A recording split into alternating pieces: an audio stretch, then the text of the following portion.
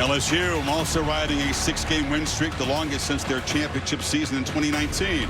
With head coach Brian Kelly, here's Holly Rowe. Well, Coach Kelly, your quarterback has operated under pressure well all season. Texas A&M's front brings a lot of pressure. How will he handle that well? Well, look, it starts with our tackles. We've got two outstanding tackles that have played in this kind of environment. And then he's really smart. He knows how to protect himself. So we're going to have to do a really good job up front. And look, stay out of long third down situations. That'll help us a lot. All right. Thank you, Coach. We did talk about Garrett Nussmeier. Coach told us he has learned to be at his very best in the biggest moments. Even the Texas A&M defensive coordinator has warned his secondary, listen, his internal clock is incredible. He will hang in the pocket longer than you think, so the secondary has to be on their toes the entire possession because Garrett Nussmeier will hang in there and deliver. That's for sure, Holly. As Brian Kelly said, those tackles, Will Campbell, Emory Jones, two juniors who are Louisiana natives and elite guys trying to protect their quarterback from the likes of Nick Scort, one of the elite pass rushers in this sport. That'd be a great idea. 3rd and 3, 3rd and 5. Look at this scene, man. Look at this. Take it all. Mike Elko won the toss, deferred, so we'll see his defense against Nussmeier and the Bayou Bengals offense momentarily. Jared Zirkle, senior Georgia transfer, to boot it away. Buckle up, this will be fun. Nearly a toss-up at kickoff, first place in this conference. Up for grabs tonight. Xavier Thomas and Josh Williams to receive the kickoff from Zirkle. You like the all-black? I love the all-white frill. Yeah, I love the all-white. Great uniform game. You hedged there. Away we go from College Station. And as you'd expect, it's a touchback. So here comes Garrett Nussmeier. Just his 9th start. Waited his turn behind Jaden Daniels, Heisman Trophy winner. Made the most of his opportunities, but this is a big moment for him, and his poise will be tested tonight. Yeah, and I wonder if they're going to break some trends tonight, because they have been a team that is 60-40, but instead of run to pass, it's pass to run. And in fact, they're 115th in the nation when it comes to how often they're running the football. So I wouldn't be surprised to see them try to get that going and then get to that play-action pass. Hayden Durham, the true freshman tailback. We saw him emerge against South Carolina early in the season. He's become their featured back. He goes out in the flat, but Nussmeier's looking across the middle. It's a low throw, and it's incomplete. The impact players tonight, Kirk? Well, I think Aaron Anderson on the perimeter is going to have to get some catches underneath, number one. You just mentioned what Durham can be. We saw that at South Carolina from that game on. He's been their go-to back. I think it's helped him a lot. Scorton on the edge, 11. He's a top 10 pick. And then Dalton Brooks, his secondary is going to be busy. He's got to lead the way tonight. Mason Taylor, the tight end, comes in motion. There are 3 receivers as they hit it to Durham running left, and the Aggies fly downhill and knock it down behind the line. Torian York, the alpha linebacker of this defense. Well, he did a good job of getting through this defense, or the offensive line. DJ Chester, the center, watch him miss his block. He's trying to get out there and try to get up to that next level off of that. See him, it goes right through him, his inside shoulder. Exactly what Brian Kelly was talking about, Kirk. A 3rd and long. And here comes the pass rush. It is deafening. Aggies bring pressure again. Nussmeier slings it sidearm, incomplete. It was just behind Mason Taylor, and a quick 3-and-out for LSU. Mike, the reason you heard Brian Kelly say we got to stay out of these 3rd and longs is because this is Mike Elko's baby. He shows pressure here, and then at the snap of the ball, they show it, back out of it. Pressure comes from the other side, so you put a lot of stress on the quarterback and especially a lot on that offensive line in these 3rd downs against Mike Elko defense. So LSU losing yardage on the opening series, and Peyton Todd to punt it away. Jabray Barber comes up, slides, and makes a fair catch after a short punt, just 38 yards. So here comes Connor Wegman. Mississippi State threw a couple interceptions, had a few more that could have been picked off tonight. So LSU's going to try to harass him and force him into some inaccurate throws if they can. And I think anytime you have a quarterback that gets a little streaky, you want to try to settle him in with Colin Klein as the play caller and try to find some easy throws, get his confidence established. But this is an offense we said in the open. How good can that offensive line play against the strength of LSU, which is the edge of this defense, man? They are athletic and they are physical. Chase Basantis, one of their best linemen, the left guard, is out injured tonight. Multiple games, we think, with an ankle injury. And they'll feed physical runner Moss downhill, gets just a yard. Savion Jones made the stop. And he just talked about the edge, and there's Jones making a play. Le'Veon Moss talking about the running game. He's got to be able to have a big night tonight. Noah Thomas is 6'6", so he'll get a lot of contested opportunities downfield with that length. Whit Weeks talked about him. This guy's as much fun as any linebacker right now in the sport. And off that edge, Brenton Swinson, 4. Wow, is he athletic. What he can do to disrupt this offense. Aggies run it for 219 a game. It's the backbone of what they do. And a second and long run off the left side. You see why yards after contact, such a strength for Moss. There's a flag down in the pit, though. Kyle Olson in charge of this SEC crew. That flag came late. Aggies are walking backwards. Personal foul. Face mask. Defense. 0. 15 yards will be added to the end of the play. Automatic first down. They better walk the other direction. Yeah. Harris Shan, guilty of the personal foul, moves the ball to LSU territory. He said 0 right in the middle of your picture. It's like he did eventually get. That's a good catch by the official to locate that. That was not an easy one.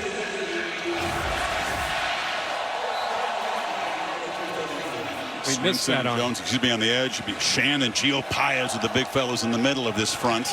This defense has really evolved with Blake Baker, the first-year defensive coordinator.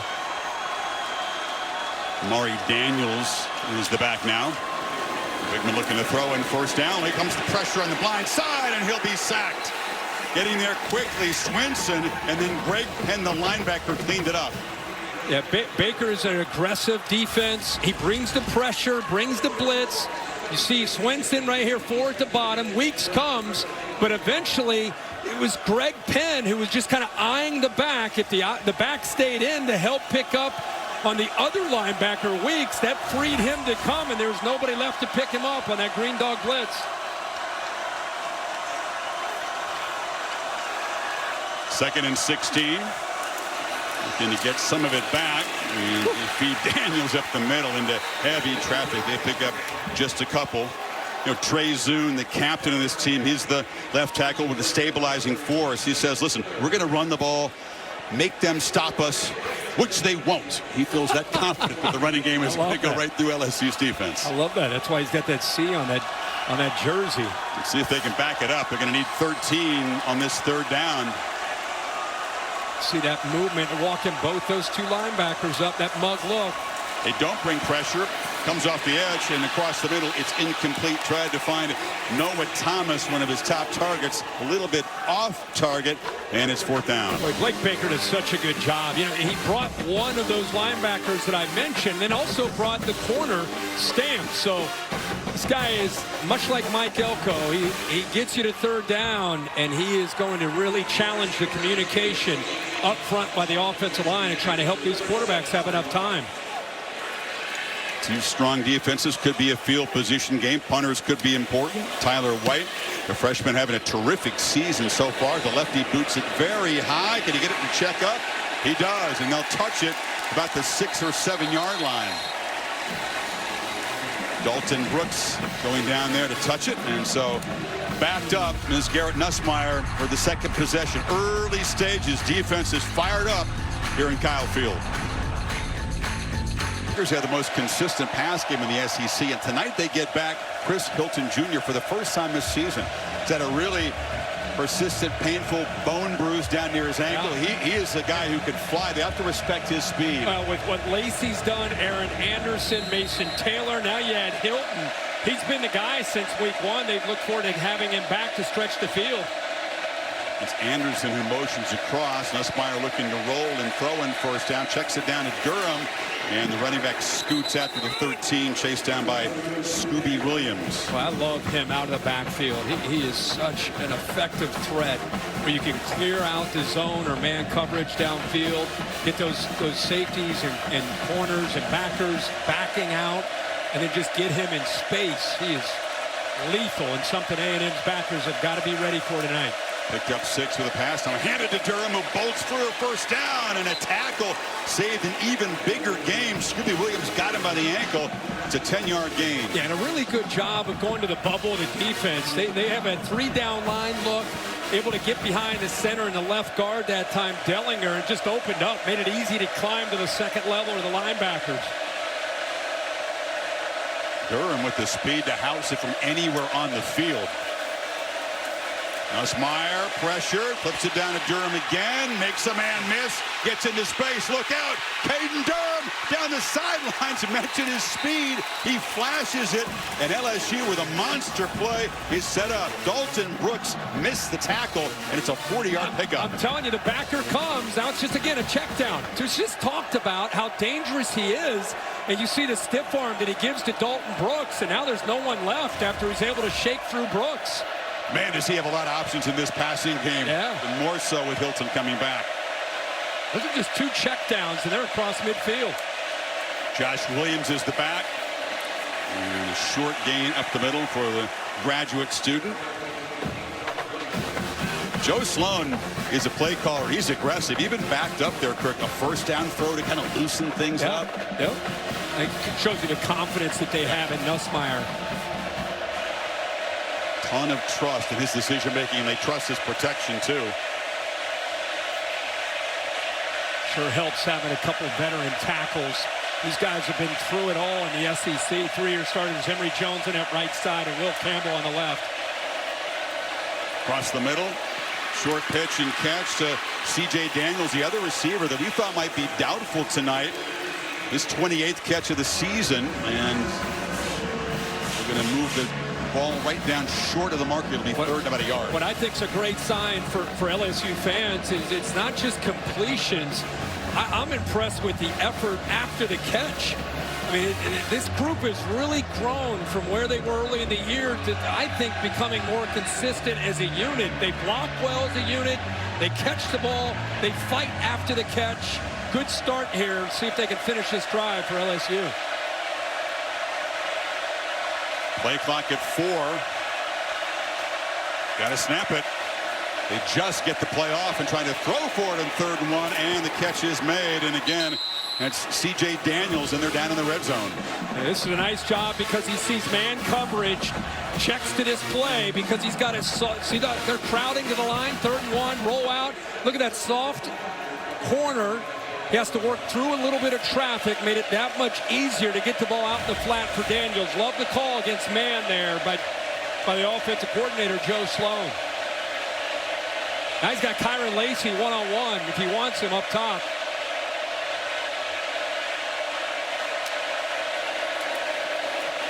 Running left, bursting into the secondary. Josh Williams banging down to the 5. Good compliment to the freshman Durham. He picks up 13 more.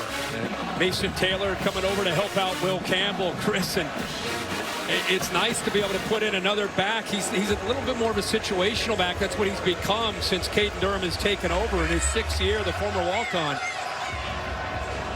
Showing some fresh legs and some missed tackles we're seeing here early in this game by Texas A&M's defense. Set up 1st and goal, 8th play of the drive.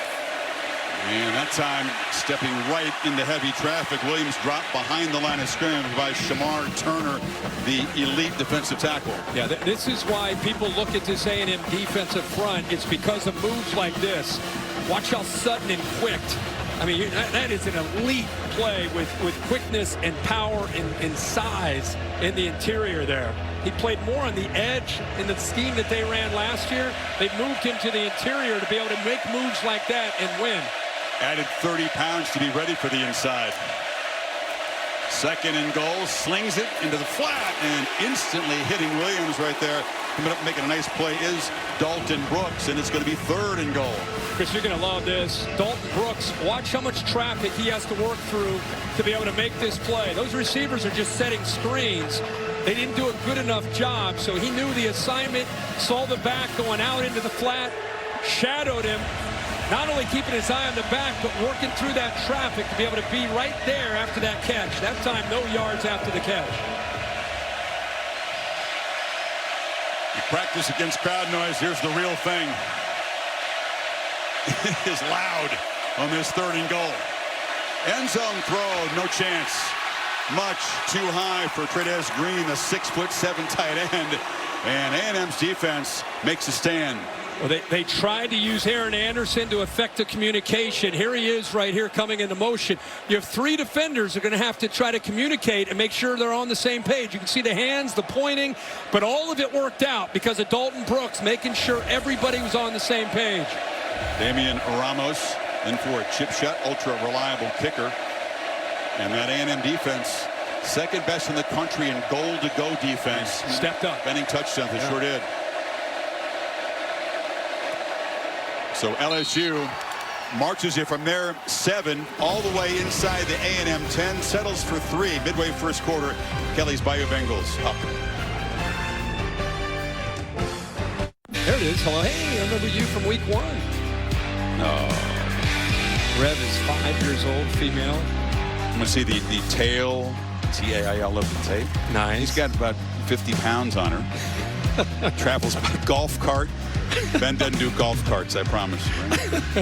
Hey, far right is spoiled rotten, and I love it. Rev's very nice. They had a nice meeting there. There it is. Yeah. There you go, Rev. It's about 84 degrees out here. Not dog weather, is it? No. She's over it. She's like, it's old hat for me. Ben's on the bus, chilling in the AC. Aaron Burrell's a freshman. He's the kickoff man for LSU. And Terry Bussey, another freshman, awaits this and will let it sail out of the end zone. So Connor Wigman and the Aggies stalled despite a 15-yard face mask penalty in LSU in that early drive. They got into Tiger territory but couldn't do anything. Wigman attempting one pass. Moss a couple of runs so far. Yeah, it's a game against a really good defense. You believe in your own defense. Colin Klein's going to call this as complimentary as he can because it's not just about his offense. He wants to be smart. You don't want to lose the game on offense. At the same time, you don't want to be too conservative with a guy like Connor Wigman. Barber in motion, and it's a slant. Airmailed it. He's over the head. Too high for Cyrus Allen and took a shot after the pass. The interesting thing about Wigman is if you go back to his years in high school and you look at him early in his career, the reason he had so much hype around him is he did two things really well: decision making and accuracy. And yet you watch him at times, he looks like that guy, and there are other times the ball tends to get away from him. I don't know if he's pressing at times or what. He had an open receiver there. #1 rated pocket passer in his class coming out, so huge expectations from day one. Moss right into that LSU front, gets nothing in his third and long. I cannot tell you from watching him in week 1 against USC, where they had a new scheme with Blake Baker coming over from Missouri. You had players that were, some of them were over from the portal. They were just, the way he told me, it was like we were 11 individuals playing defense. Now through some growing pains, they've made some adjustments. Perkins is out. Whit Weeks kind of becomes the face of this defense. Man, they're playing as a unit here these last 3 games. And seeing it again starting this game tonight. Totally different defense. Yeah, 24 sacks coming in. They've taken the ball away 11 times. 4-man rush. Redmond still feels pressure. Dumps it down. Catch made by Moss out of the backfield. Lost the ball. The scramble for it. And LSU, right on cue, comes up with the 12th takeaway of the season. A flag is down at the end of the play. Yeah, Sage Ryan, the safety, got that ball out. And then at LSU, a couple different defenders were flying in there to be able to get their hands on it. I think like Gilbert got it. Gilbert, too, ended up on it. But as you said, after the play, the flag came in. Takeaways are a part of LSU's MO. Fumbles are not what you'd expect from Texas A&M. Only the second fumble of the season, and their key guy on offense guilty of it. Yeah, and that's what, like you said, LSU, that's what they've been doing, whether it's on the ground or through the air. I saw an A&M player come in there well after the whistle been blown, so I don't know if it's going to be on A&M for a dead ball foul, or let's see what they're going to go with. Ruling on the play is a catch followed by a fumble recovered by LSU. After the play, personal foul, late hit, Texas A&M, they got him. number 55. Yep.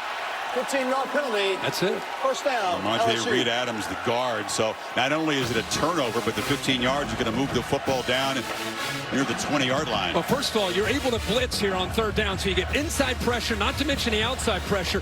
But look, you're playing zone back here in the back end. So the reason that's important, they check it down. Look at these guys. They don't have their backs turned in man coverage. You're able to rally to the football. That's where the ball came out. Gilbert gets on top of it.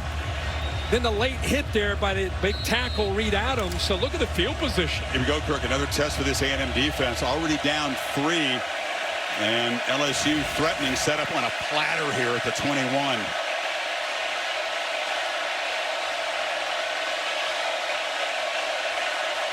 Kyron Lacey motions across. They've got single coverage on the left. Nussmeier steps up and delivers a downfield shot. And the catch is made.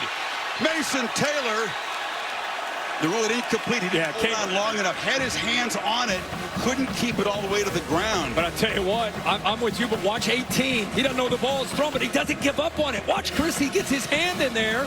And I think between the ground and his hand getting in there, Taylor, he's one of the more sure-handed tight ends in the country. Look at the location of that football. Yeah, I think the ground ended up bringing that ball out. Good point. Howell never gave up on it. So 2nd and 10 after that near touchdown. Showing pressure up here. They bring 5, ball out quickly, and the catch is made. Thomas knocked down after a short gain at the 12. It's going to be a couple of yards short of the marker. 3rd down coming up. Now, I circled that. You saw Nussmeier pointed out. He gave a hard count. A&M tipped their hand with that pressure. He adjusted to the offensive line to slide to his left to pick that blitz up. So able to pick it up, get it out quickly, and now here we are, 3rd and short.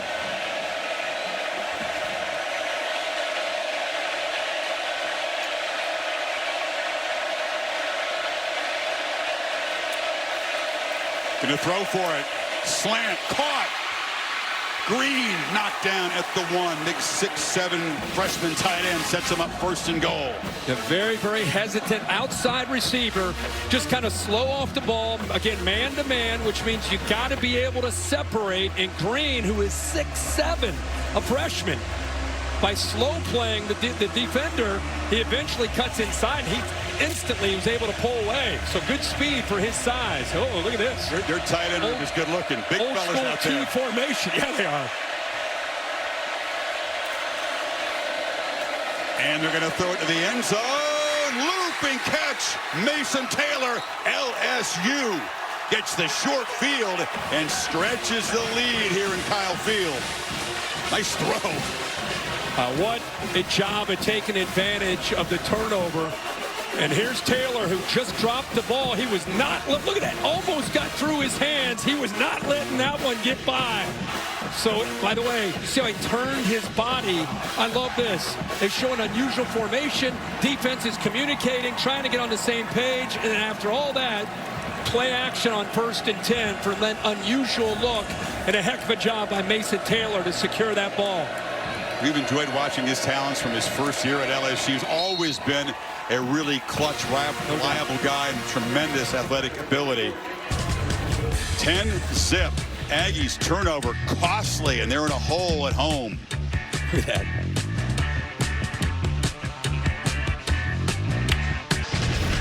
Teams that struggled out of the gate, LSU and A&M, they lost on consecutive nights to non-conference opponents. Clemson was blasted, but the Tigers have rolled back into the top 10.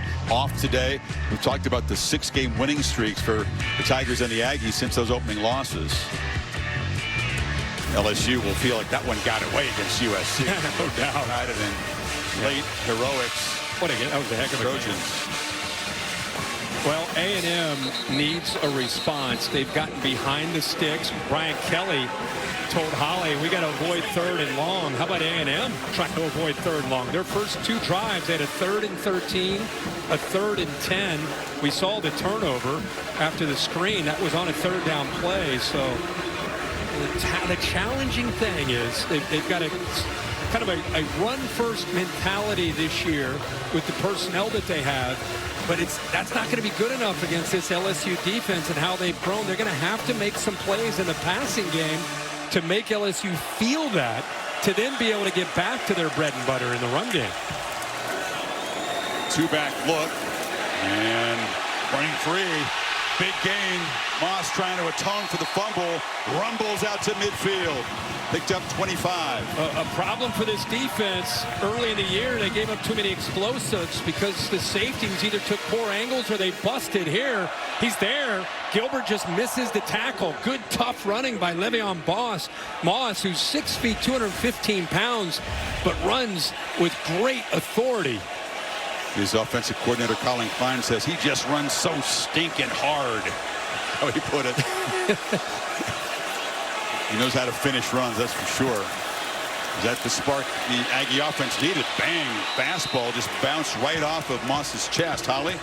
Well, guys, Le'Veon Moss actually grew up just a few miles away from LSU. He bleeds gold and purple, but he did not end up going up to LSU. I talked to the running back coach, Trooper Taylor, this week and said, is this a big motivated game for him? And he said no. He did not bring it up in any meeting this week that it was bigger than any other game, but he did give us a lot of information about personnel. He's friends with a lot of the kids on LSU's team, knows their style, and that helped us out.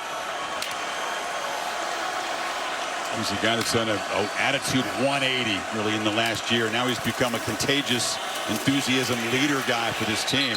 Like a lot of the Aggies, they're a little shell-shocked, the whole Jimbo Fisher regime, the way that it ended. And he had some issues with trust. Here comes the new coaching staff. Didn't buy in 100% early, Kurt, but certainly has. Yeah, they said he's really a 180 on that aspect of buying in. But it takes time, right? I mean, it takes time to build trust and relationship. And you got to give not just Mike Elko and Colin Klein, but Holly mentioned Trooper Taylor, who's been all over the SEC. He's that running back coach in that room with him every day. And I'm just on the field before the game, he was talking to me about how he's really tried to nurture that relationship. Here we go again. 3rd and long.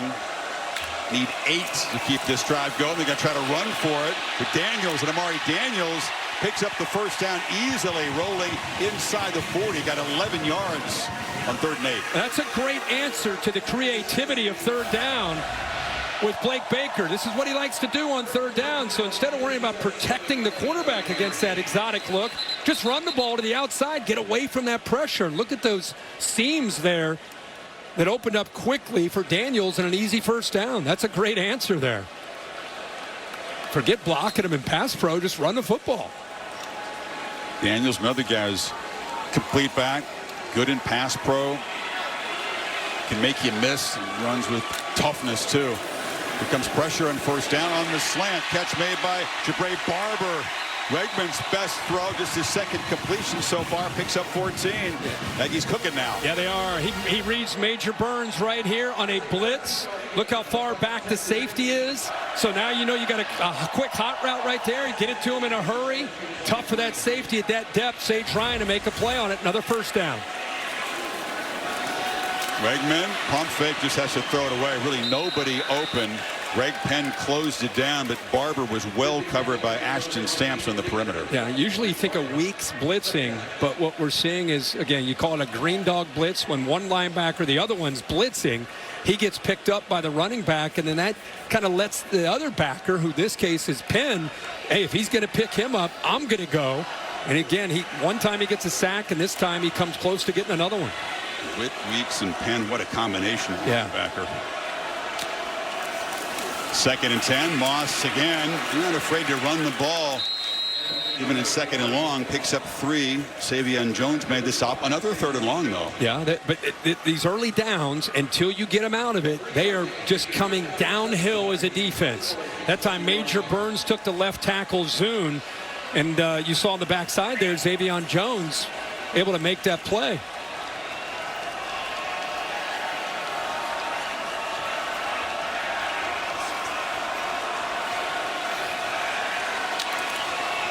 Like Baker getting their attention, makes an adjustment. You bring pressure. Eggman steps up, delivers. Barber's got it. He's got speed. Stiff arm, shoved out first and goal. A&M, another 3rd and long conversion, picked up 13. I'd like to be the quarterback in the SEC when you got these kind of guys that are coming after you and it's 3rd down. You got to step up. You got to get away from that pressure and keep your focus downfield and find that open receiver, which he did to Barber. And then there's really good yards after the catch running away from the safety, Sage Ryan. Final 30 seconds of the first quarter. Aggies trying to provide an emphatic answer to LSU's touchdown, trying to punch it in here. Moss darts free, touchdown, Texas A&M. Well, Moss has fumbled, set up the Tigers' touchdown, but he redeemed himself on that drive. But what a job by this offensive line. Woo.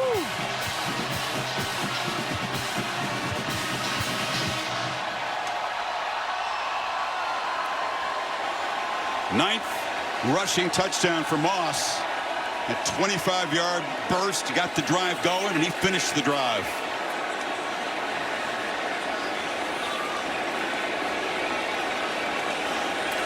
Randy Bond cuts the lead to 3 with 7 seconds in an eventful first quarter. What an answer by A&M, getting down, digging themselves a hole, and they respond with a 9-play, 75-yard touchdown. Watch the block here on the right side here by Crownover. Just kind of clear it out and open it up. Gets up to that linebacker. Look how LSU's defense, they're getting downhill. Fast there. Fast right here. And if you don't get through those seams, you don't have anybody left. Good job of picking that up by this offensive line. I know what Holly said, but you were a Louisiana guy. You go back and play LSU. You got to have a little extra adrenaline flowing tonight. And Moss would have been upset at himself. He does not fumble the ball, period. And so earlier now gets it into the opposite end zone. 9 plays to cover the 75 yards and answer in 3:44. Gets the stadium back alive again after that 10-0 deficit to start this game. You got the bass working. A strong bass in the sound system. So impressed. Serious thumping. It's great. From the goal line, Xavier Thomas going to give it a go. At a little crease, but he's going to be slung down just about the 20-yard line, and that'll do it for the first 15 minutes. So it was sharp by Garrett Nussmeier. The touchdown pass to Mason Taylor. They're up 10-0. But the Aggies answer in a 3-point game in this battle for first place in the SEC. Back after this message, and we're your local ABC station. You're watching the SEC on ABC.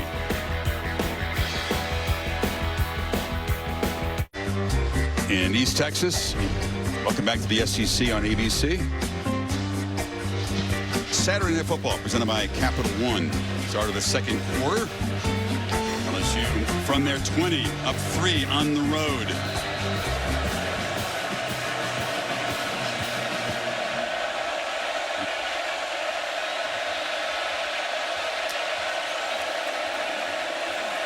Nussmeier, downfield shot. It's incomplete. Chris Hilton, remember, just back for his first action of the season. Tried to run a go route. He was running into heavy traffic, double covered. Yeah, he ran into the true freshman, Des Ricks. But this is what he can bring to this offense, is the ability to stretch the defense. Actually, it wasn't Ricks. It was Bryce Anderson. But, yeah, ran into a dead end. The NFL, they don't go for that kind of stuff. Exactly. Contact way downfield. Sure, it's Bill about that one. Second and long run for Durham was spun down and hit right at the line of scrimmage by Bryce Anderson, the safety, the leader of that secondary. That time A&M overloads the line of scrimmage. We just talked about Anderson Kind of the communicator back there, has elite speed. That time it was the awareness. Now Nussmeier. Brian Kelly said, we got to avoid 3rd and long. Well, here they are, 3rd and 10. This place is going nuts. You got to avoid the yells, the towels, the base, all of it. It's all working against the visitors at the moment. Got him with a hard count. And make it a slightly easier 3rd down. Well, this offensive line for LSU had so many problems, Kirk. I mean, they've had incredible number of false starts, snap infractions. The center has been a problem. They're going to call this on LSU. Nussmeier can't believe it. False start. Offense, number 13 for throwing his hands forward. It's a 5-yard I penalty. called that in the quarterback. Nussmeier, you can see he's explaining it to Brian Kelly. You can't bring your hands up to not over-accentuate that hard count. You can raise them, but you can't flash them. I think the hands coming forward, the clap is fine, but maybe the hands coming forward, I don't know. Bill, what do you think of that? I have that borderline. I personally would not call that. I wouldn't. I see hands moving like that a lot. You don't see that called. I thought it was a great job of using that hard count. He's been doing that look, by the way, all night. It just got louder, by the way, in 3rd and 15.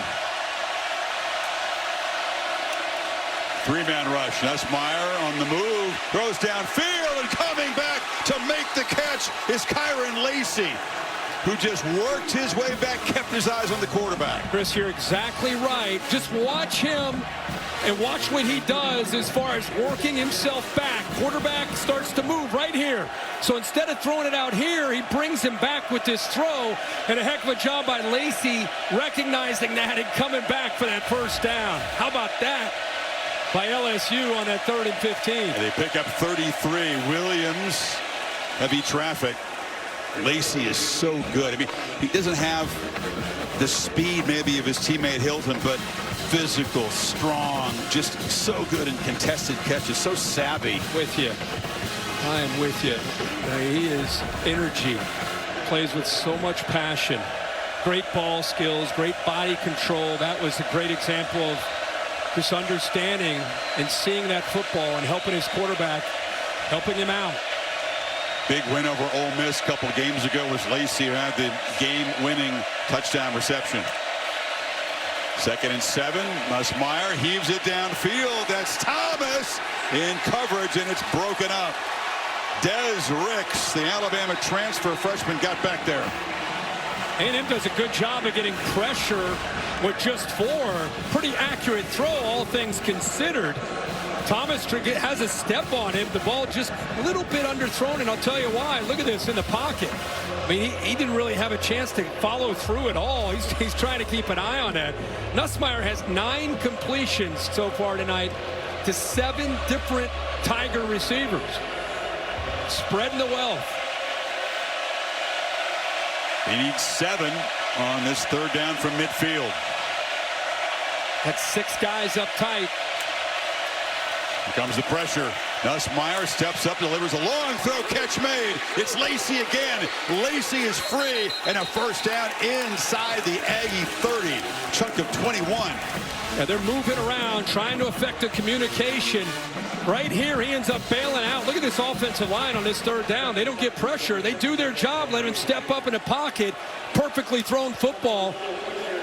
Watch Lacy here. Knows exactly where the down and distance is. Love this route. Knows that he's got some time. Comes back to the football. Able to pull away there from Will Lee in the boundary. There's that passion. Stoppage in play here is an Aggie defender trying to pick the number out, being attended to by the athletic training staff. They're trying to stretch out the leg here. Take a pause. LSU threatening up 3 at the 28 of A&M. It's in your wallet. Nussmeier to Lacy, 3rd and long conversions, 33 yards and 21 yards. 1st down from the 28. And Durham trying to bounce it, brought down after a couple. Well, they've done a great job of keeping this drive alive. Big goal for them was, hey, A&M's tough to make big plays because of the style of defense that Mike Elko plays. We got to convert on 3rd downs. They've converted a 3rd and 15, a 3rd and 7, sustaining drives, get into the red zone, and then not kick field goals. Let's finish them off and put touchdowns up on the board. trying to create their third red zone trip already this evening. Produced a field goal and a touchdown. And it's Anderson motioning across, and a flag down, a false start. False start. Offense, number 66. 5-yard penalty. It's the elite left tackle Campbell. Such a problem. Kelly so frustrated. He wants to go faster. You know, with this crowd noise, and as much as this guy's a veteran, watch him flinch. The guy across the room flinch. See that just small little flinch. Keep in mind, you can't hear. You can't hear, and you're relying on the guard next to you to allow you to know when that ball is snapped. And any little movement like that when you're sitting in your stance is tough on those tackles. Sets up a 2nd and 13. From the pocket, Nussmeier launches to the end zone. It's Hilton. Incomplete. Try to get him involved. Dalton Brooks drifted back. It was a looping throw, and it's going to be 3rd and long. You want to give Hilton cut him some slack here because he hadn't played football all year, but I think he mistimes this leap. He goes into the air early and then starts to come down. If he would have timed that up better, he would have high pointed the ball. He's high, now he comes down. But if he would have jumped a little bit later, man, he goes up, makes that catch, and that's probably a touchdown. That's a great spot, and that is the kind of thing when you're rusty, right? The timing just not quite there perfectly. Then they convert again on 3rd and long. They're going to try to run it with Durham. A blitz was coming. He got nothing, and A&M's defense rises up and will force a field goal attempt. Shamar Stewart involved in the stop. Yeah, anytime you run a play like this, you're just trying to hit a crease and just trying to surprise them. They're going to blitz. You know they're going to come after you, and you're trying to just sneak the back right by them, and he can get to that 2nd, even 3rd level. But good job of creating that wall. Not fooled at all there on that 3rd down by A&M. Ramos between 40 and 49. Very solid. 5 of 6. Junior from Baltimore, trying to extend the lead to 6 here. Drives it and hooked it. Missed it. So LSU comes up empty after a 10-play drive, and the Aggies still within 3.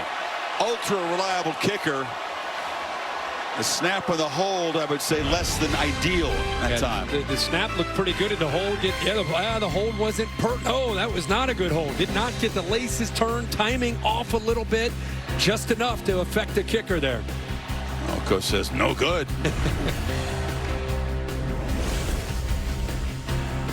Lost here a couple of years ago. LSU's previous visit.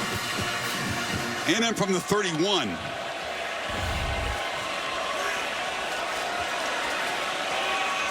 Moss has been the feature back so far, but it's Amari Daniels in on the pitch, and he's knocked down, picked up about 6, but almost got loose around the corner there. You see it always in the NFL. It's kind of a version of a pin and pull or getting the back out on a toss where you have the crack block. It's beautiful from that condensed formation look. Easy to get to the edge, and they are gifted with Moss and Daniels, 2 really talented backs. And still in there on 2nd and 5.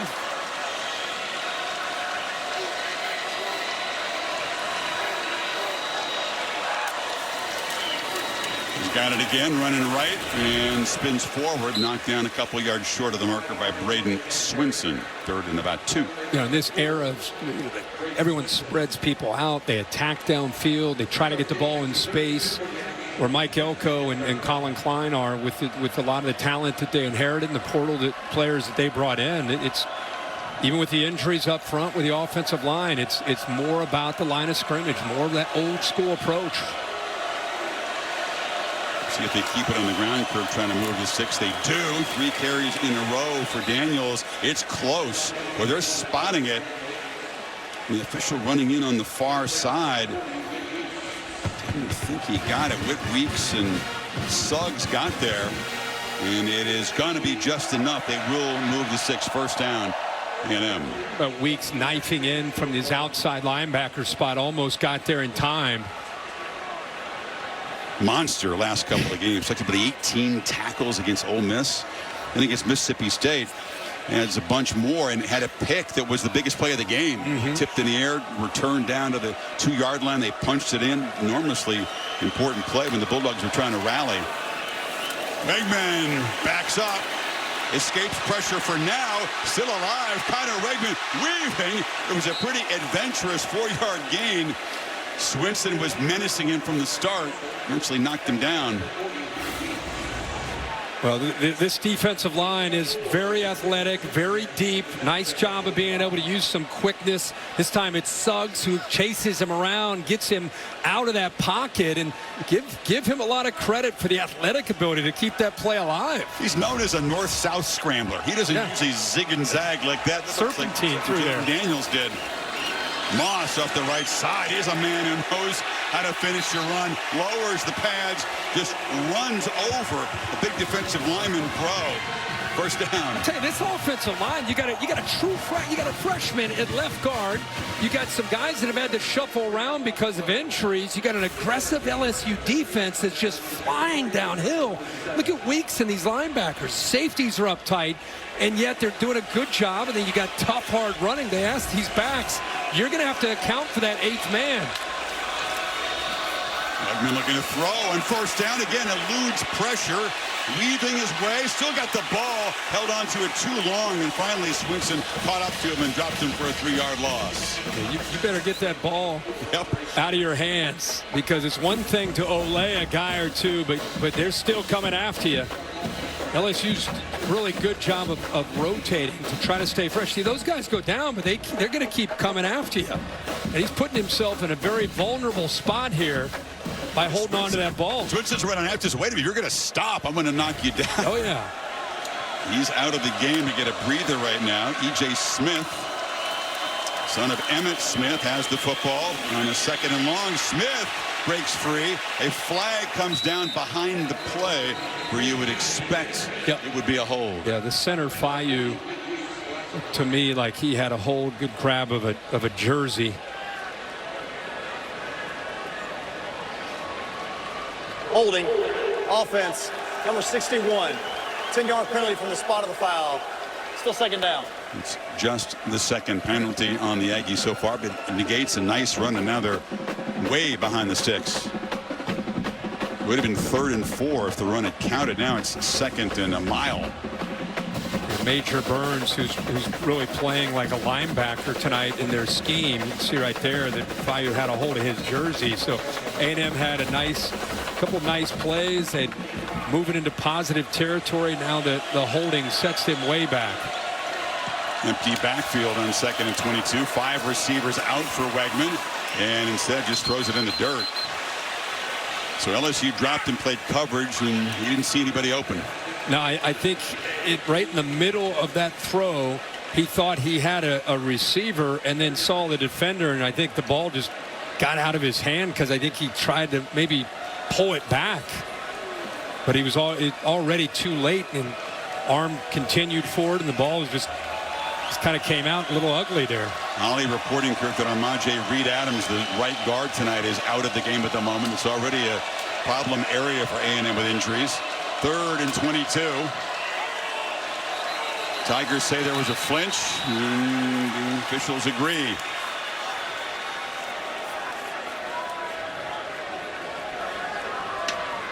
False start. Offense, number 67. 5-yard penalty. Still 3rd down. There's been just one penalty for the Aggies tonight until this drive, and now they are 3rd and a mile and a half. It actually is. Yeah, left guard right here. So he's a freshman. You just brought up what Holly reported. Cam Dewberry now is in at right guard. He's a backup. He's Reed-Adams.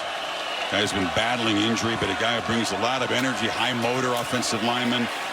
He's going to hand it off to Smith on 3rd and 27 and pick up a few, but self-destructive possession for the Aggies, and they'll punt it away. So LSU will get the football back. They've been moving it pretty well, 166 yards, and a chance to add to this lead before halftime. Tyler White trying to provide punts that he's become known for this season. Xavier Thomas standing way back at the 11-yard line, respecting the skills of this punter. And the lefty drives it. It's a nice one. Right at the 10. And so that's where the Tigers will take over. Up 3 here at Kyle Field. 48 yards on the punt. Well, let's look at our Modelo playbook. And Garrett Nussmeier's done such a good job all year using his feet, throwing off platform, just buying a little bit of time, getting away here on a 3rd and 15, giving Lacey a chance to come back. Another opportunity on 3rd and 7, steps up away from that pressure, just the field. You know, they've only allowed 2 sacks all year, and a lot of it, not just the offensive line, but Garrett Nussmeier working and getting away from that pressure, that innate feel that he has. Looking at him throwing the move here. And the sideline route drop, bounce off the hands of Kyron Lacey. You showed the stat there, the sack to pressure ratio. If you're not familiar with that, that looks at the number of times a guy actually gets knocked to the ground when he faces pressure, and it's a very useful metric when you evaluate a quarterback. No doubt about it. You know, his dad, Doug Nussmeier, who's been a great coach for a long time, played the position, knows it as well as anybody, talks about there's 2 phases of being a quarterback: on schedule and then playing in chaos. And I'm sure he's watching. He's got to be proud of, again, seeing his son play in that chaos. Durham spun down behind the line. Aggies coming downhill on 2nd and long. There's a flag down in the secondary. Shamar Stewart made the tackle behind the line. We'll check out the penalty now. LSU pointing toward A&M.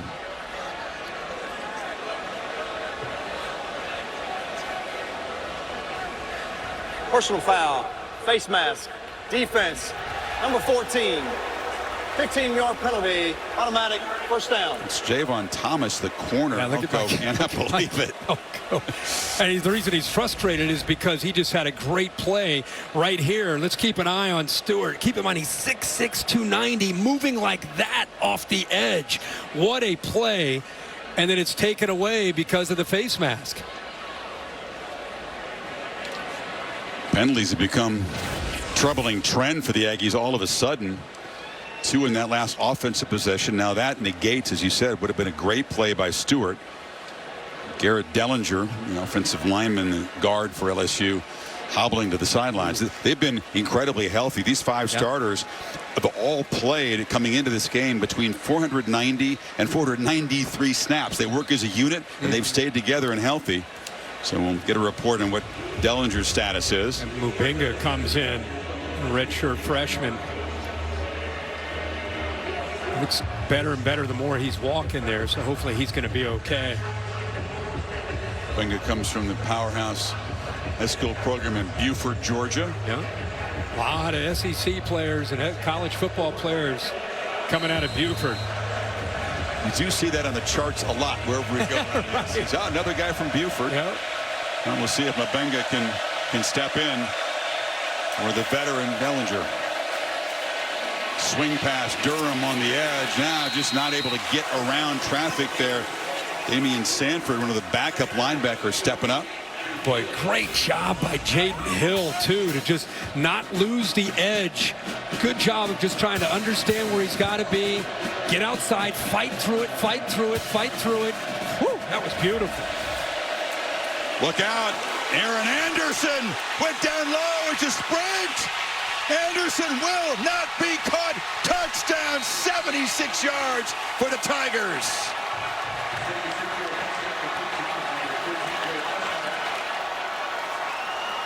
They have an electric passing game. They can dink and dunk it, and they can have a lightning strike just like that from any number of guys. That's exactly right. And that's the area that I think, again, the receiver group. Nussmeier's been that guy. Of course, he's gotten better. But as a group, especially now that you have Hilton coming back, Anderson, usually a yak guy, a guy that can catch underneath, make a guy miss and go. This time, a poor angle. And Dalton Brooks, right, you'll see it in a second. He'd love to have this play back, maybe prevent the touchdown. Anderson's 5'8". And Jay Bateman said he is a matchup problem, even more so than the big physical receivers. He was worried about Anderson out of the slot. Absolutely. Take a look at it right here. And he knows he's going into traffic. 25, Brooks, who missed a tackle earlier tonight in a play that cost him when Durham had the ball. And here's the look at it right here. Watch him. He's got his eyes. He's trying to feel this, but he's late in getting down. So that's why the space was created. And once that space is created, a guy like Anderson's going to make you pay for it. He's got the speed to take it all the way to the house for this touchdown. Accurate throw, little behind, great catch, but the angle there, Chris, by Brooks cost him. Career-long touchdown pass for Nussmeier, who's thrown for 214 and 2 touchdowns on the road in a tough environment. Enjoyed talking to him this week. You know, he's sharp. As you mentioned, you know, coach's son, and when you're a coaching family, you move all over the place. Lake Charles, Louisiana is his home. He still calls it home. But then they went to the BC Lions. His dad was up there. Michigan State. He actually lost track of the order. St. Louis Rams, Fresno, Seattle, Tuscaloosa, Ann Arbor, Gainesville for a year. That's how the family moved around. It's wild. And by the way, the beat goes on for Nuss. His dad and his mom, they just kind of keep rolling. Now he's done. He's in college. He'll be in the NFL soon. But I said, what was that like? Your dad comes to the dinner table. Hey, well, guess what? We got to move again. And he said, no, I kind of liked it. In fact, when I stayed at a place for like 2-3 years, I was antsy. It's time to move. Get on down to the next spot. That's wild. Coach, it takes a rare family to roll with that, though. Yeah. Always being the new kid. Wegman takes off and falls forward for about 4. Holly? Well, guys, that's right. Garrett Nussmeier has moved 12 times. He's just 22 years old. But they did have their grandmother's house in Bessemer, Louisiana. And so that has kind of been the home base. So that's why when he could have left, transferred somewhere else, while he was having to sit behind Jaden Daniels and others, he didn't, because Louisiana is kind of home in a life that has been transient. He does feel very connected there because of his grandma's house. That's a nice story, Holly. 5 receivers on second down. Wegman trying to direct traffic, and coming back for the football and to make the play was Thomas. Broke it up nicely by Ashton Stamps. This Aggie passing game, Kirk, just not clicking. Wegman 3 for 9, just 38 yards, sacked a couple times already. Yeah, and again, they throw the football at their best when they can run the ball and marry their play action off of that run game. And also, you don't want to get down by 10. And remember, 4:16 to go. They get the ball to start the second half. So they got to stay out of those obvious passing situations. Well, they're running one right now. And you're going to move them back. They flinched a bit. Now it's going to get more difficult. False start. Offense, number 55. 5-yard penalty. Still third down. You got movement right across. They're on the right side, a right guard who just came into the game, Dewberry.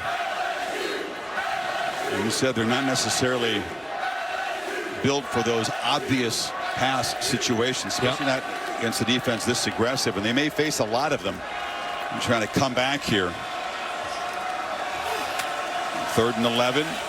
It's a 4-man rush. Wegman steps up and surveys, runs out of time, and Emery has an overthrow.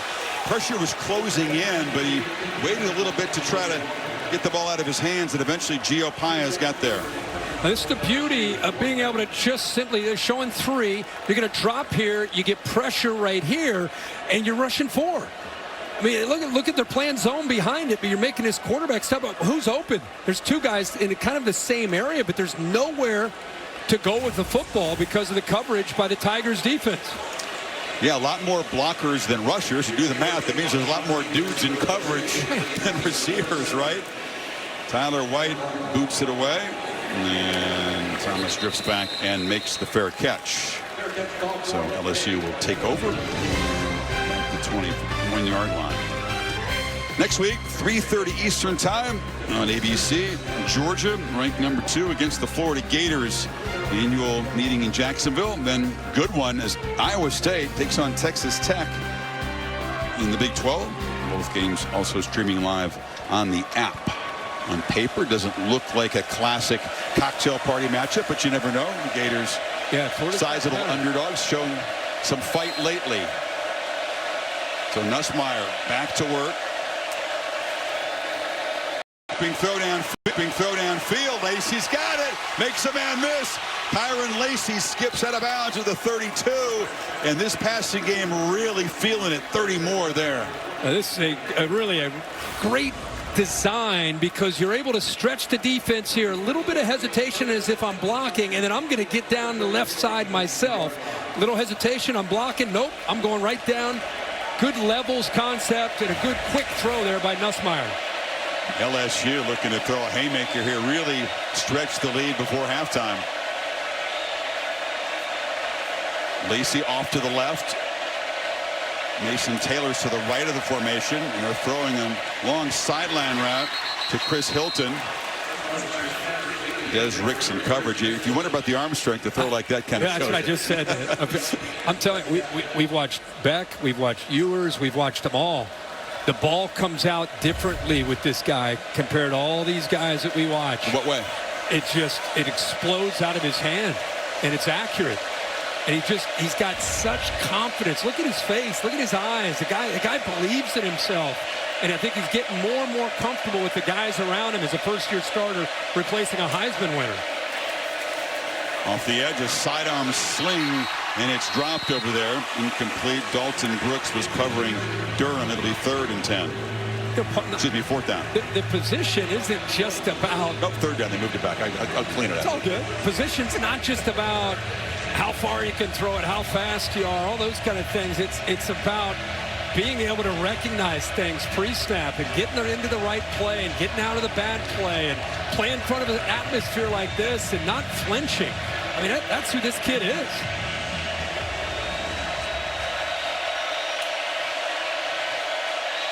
Now, he's got 3 comeback wins and 8 starts. Gives you an idea about his attitude. Get into the bowl game. You know, comeback wins. Ole Miss was impressive. The game against USC, he actually drove them down the field. Yeah. Then they tied it. Defense gave up a player that would have counted toward that 4th quarter rally. But he does seem to play his best when the chips are down, and he's come out very focused. He told me his favorite thing is coming to a place like this as a visiting quarterback and silence the crowd. The other thing you got to love is this guy sat. And I'm sure he was frustrated and he wanted to play. Jaden Daniels came in from Arizona State. And he sat another year, and he didn't leave. He didn't complain. He just sat there and worked in the shadows to get better and learn from a great Daniels. And now it's his turn.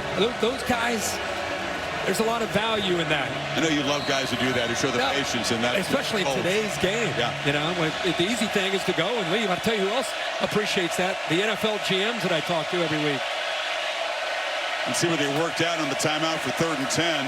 4-man rush. Nussmeier steps up, and there was a miscommunication. Mason Taylor broke off the route. And here comes the field goal team. Yeah, Chris, you're all over it. Taylor, this is where you read the coverage together. And if you know he's right here, he's going to work just on a rail route here. If the defensive back gets in front of you, he's going to pull it back. Nussmeier thought he could get by him. So sometimes you see a ball like that, you wonder as a fan, what the heck? It's just that these guys are reading on the fly the leverage of the defenders dictating the route that he runs. They just read it differently that time, the quarterback and the receiver. Damian Ramos back out there trying for a career long. This is just short of 50 yards. He's 1 of 2 tonight. Drives it, missed it wide right this time. That's right at the fringe of what he's capable of doing. But LSU unable to add to the lead, still a 10-point margin. I'm not going to pretend to know anything about kicking the way Blackie, your spotter. Blackie he spots for everybody. He does a great job. But Blackie, to me, this looks like he's over. So it's like taking a draw. Again, not a great hold, but it feels like he was almost trying to hit it as hard as he could. And sometimes when you take your driver out, you swing harder, it doesn't work out. Same thing to me with place kicking, but not a great hold to help him out. I love you breaking it down. Like he wrote you a note, didn't get through it. Yeah, I love your kicking form here. That you're trying to show him what you thought he did there. You're up here swinging the leg. Was I? Yes. Did you not know you were doing it? No, I had no idea. All right, so still down 10. All right. I think he's trying to make something happen before halftime. Then we'll get to football to begin the 3rd quarter. Plenty of time. 3 timeouts. What do you guys cook? The 2-minute timeout still to go. So they have plenty of time here to work. They just got to get their passing game going. Which receiver can make a play for you in his passing game? It's not all about Wigman. It's about somebody separating. Barber is certainly capable. Noah Thomas is a big physical receiver. But you're right, they don't have the number of blazers out there that LSU does. And LSU's playing a ton of zone. You know, they're getting pressure with 4, and they don't have to roll the dice and leave guys on islands. So they're able to play zone and keep their eyes right on that quarterback and rally to the football, because most of these throws are being thrown in front of them. Aggies have some, big, tall receivers. Thomas is 6'6". Jade Walker's 6'4", but not world-class track speed out there. 2-minute timeout. We'll have highlights. What are you seeing from LSU's defense? LSU's defense is playing really well. Defensive coordinator Blake Baker has to be proud. If you're A&M, know who you are. Continue to run the football. It's only a 2-score game. Run the football if you're A&M. Aggies have the ball, trying to get some points here, entering the half. Back to you, Chris and Herbie. Thanks, guys. Looking likely to run it here. They need about a half yard on 3rd down. Maury Daniels still the back. And he's got the first down. Daniels trucking a man into LSU territory. We're told that Le'Veon Moss, who's their feature back, was such a part of the touchdown drive, upset stomach, so he's been out of the game in recent series. There he is. Looks like he's got a chance, talking to Troop Taylor there, to get back in there. Wegman trying to get this passing game going. They have 5 yards passing in the second quarter. Shane Calhoun, the tight end, with his short catch. Man, that right side of that offensive line, even through the injuries, Reed Adams, by the way, is back in there. Dewberry came in to help him out, but 55 now back in there. And Reed Adams early in the year was the right tackle, but with the injuries to some of the other guys, he's had to move down to guard. And Demetrius Crownover's had a great night tonight as a right tackle. He's kind of swing tackle in case they've had some injuries, which they've had. And he's picking up a lot of movement after the snap. Great communication, even despite the injuries and guys in and out of that lineup. They're running the ball tonight very close to what you'd expect, their average, but the passing game just hasn't been able to complement it yet. Moss back in the football game. 2nd and 4 from the LSU 43.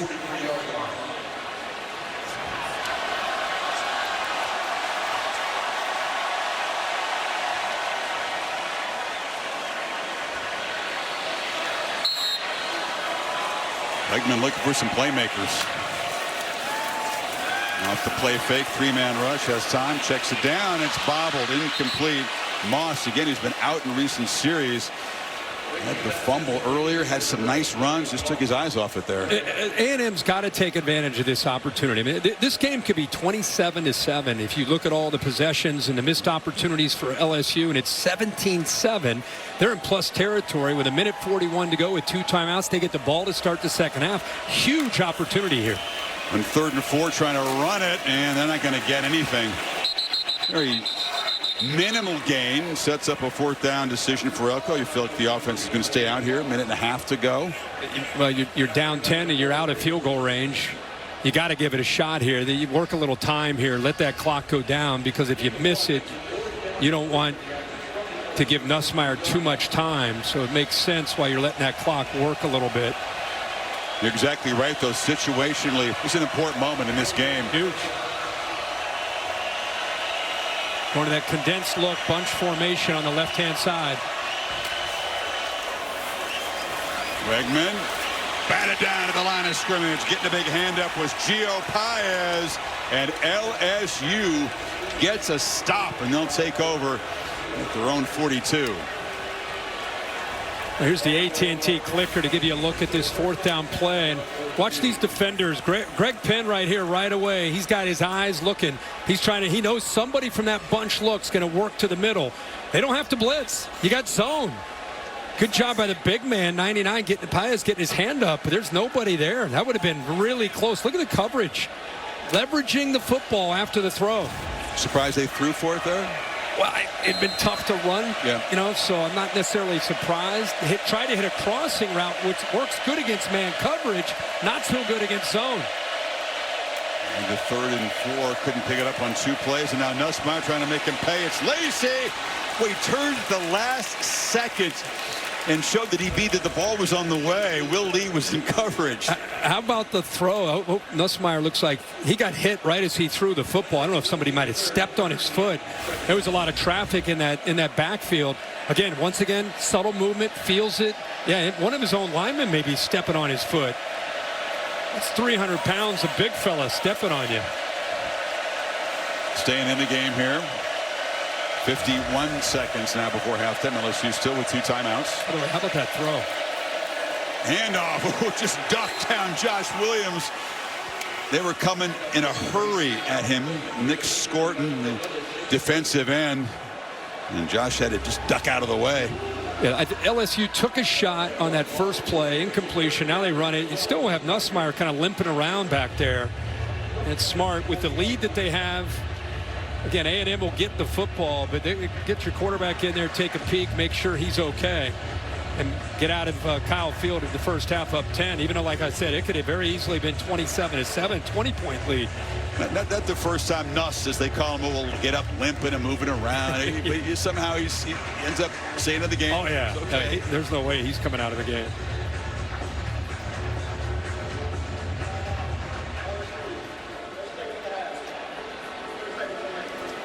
So they got enough time if they want to just heave it downfield here. You think? I don't think so. 2:59 passing on the road. Pretty in good this half. environment. And with some drops. Yep, exactly. Spread the ball around. See, that's 9 different receivers have been involved.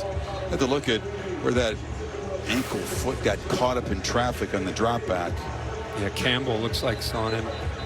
And then another one, yeah, he gets pushed into him, actually. It's like Miles Frazier, 70. He's getting pushed back right as he threw that football. Look at Lacey's not even, keep rolling this one. Lacey's not even looking. Look where this ball lands. That's ridiculous. He didn't hold on to it, but how about the throw? Yeah, he's throwing some beautiful balls tonight. One more play before halftime.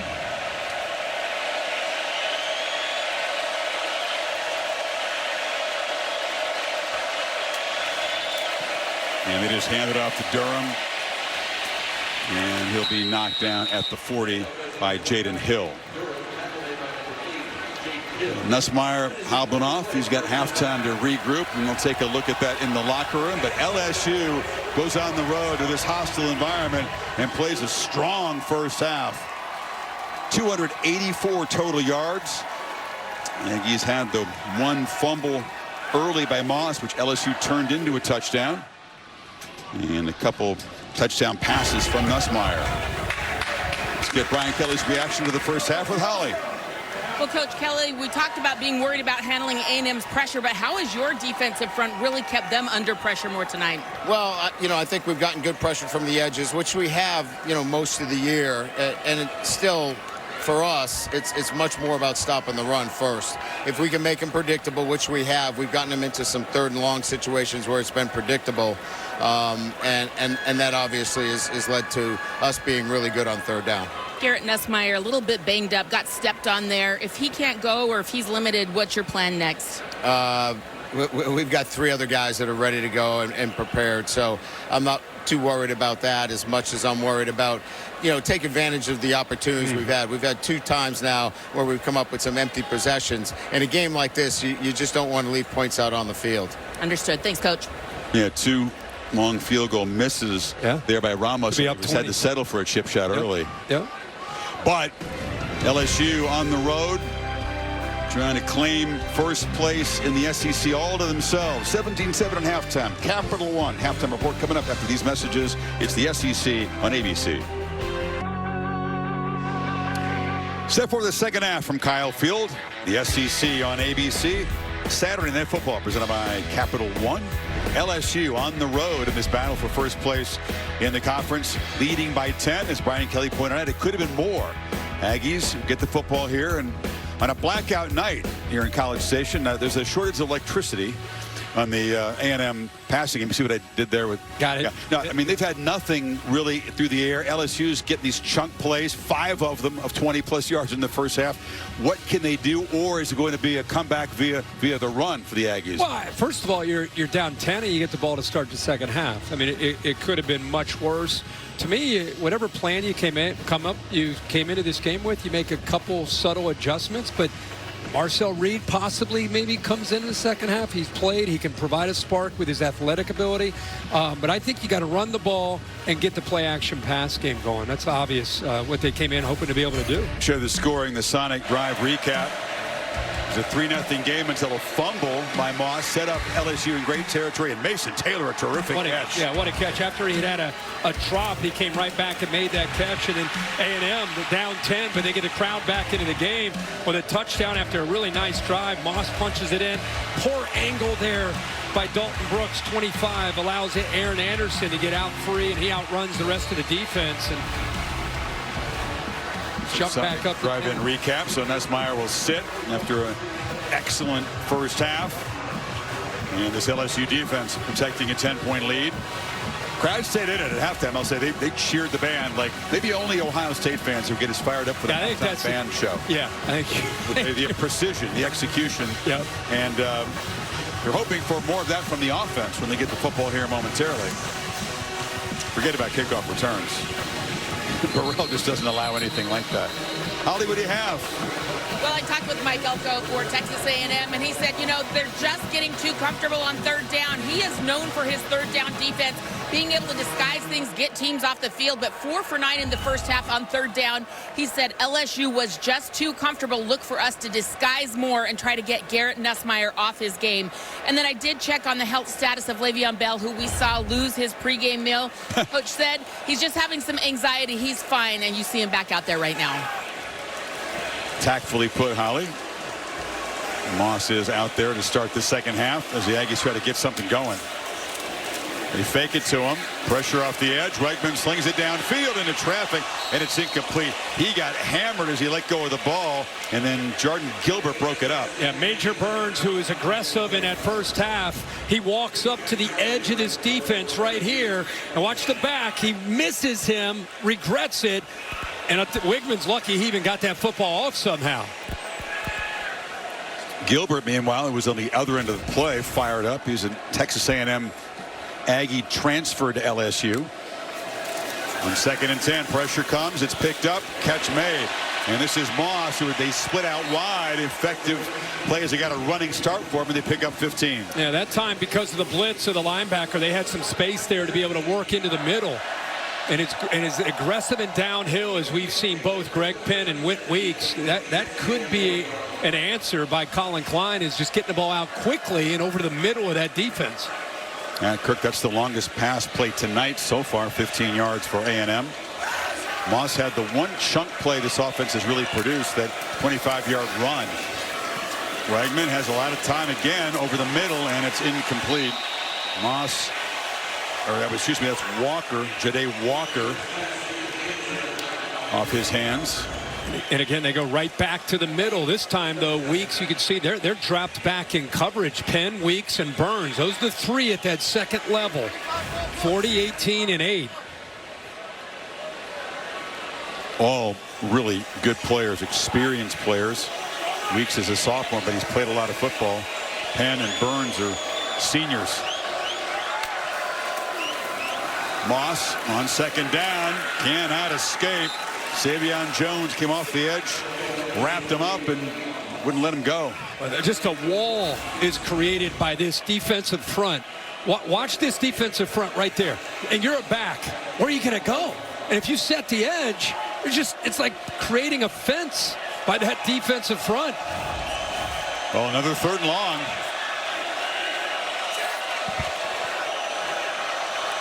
LSU up, showing some pressure. They don't bring it. Now late pressure off the edge, and they've got him. It was a delayed quarter blitz. Zy Alexander knocked him down, and the Aggies will have to punt. They set this up. We saw the exact same look in the first half. They walk both the linebackers up. They bring one, Penn, and then drop weeks back. You'll see these two. But what I like is Swinson, by coming to the inside, now the corner comes, and there's nobody there to pick him up. So Swinson almost sacrificed himself to free up the corner to be able to get home. Talked about Blake Baker coming over from Missouri, coordinating this defense. They've had a great history of defensive coordinators at LSU, and he's dialing up a nice game tonight. Punt is touched at about the 13-yard line. So not what the Aggies were looking for against Baker's defense. And now Nussmeier and company take over after a 52-yard. Remember, late first half, Garrett Nussmeier caught up in traffic. Watched his leg. He got stepped on.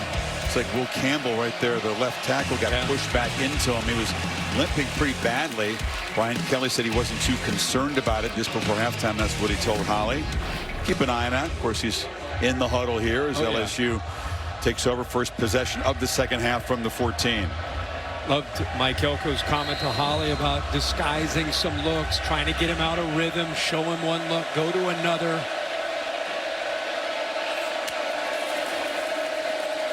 Across the middle, catch made. Aaron Anderson, who had that electric play earlier, they still have a hard time getting him down as he spins across the 30 for 17. So this is really important to show this, because the linebacker, see the linebacker clear out with him? It's exactly what you want. Now look at the middle. There's nobody there. Just a simple routine pre-snap movement with the back. Clears the Mike linebacker out, creates all that space, and then Aaron Anderson says, thank you very much. That's a lot of room to be able to work underneath.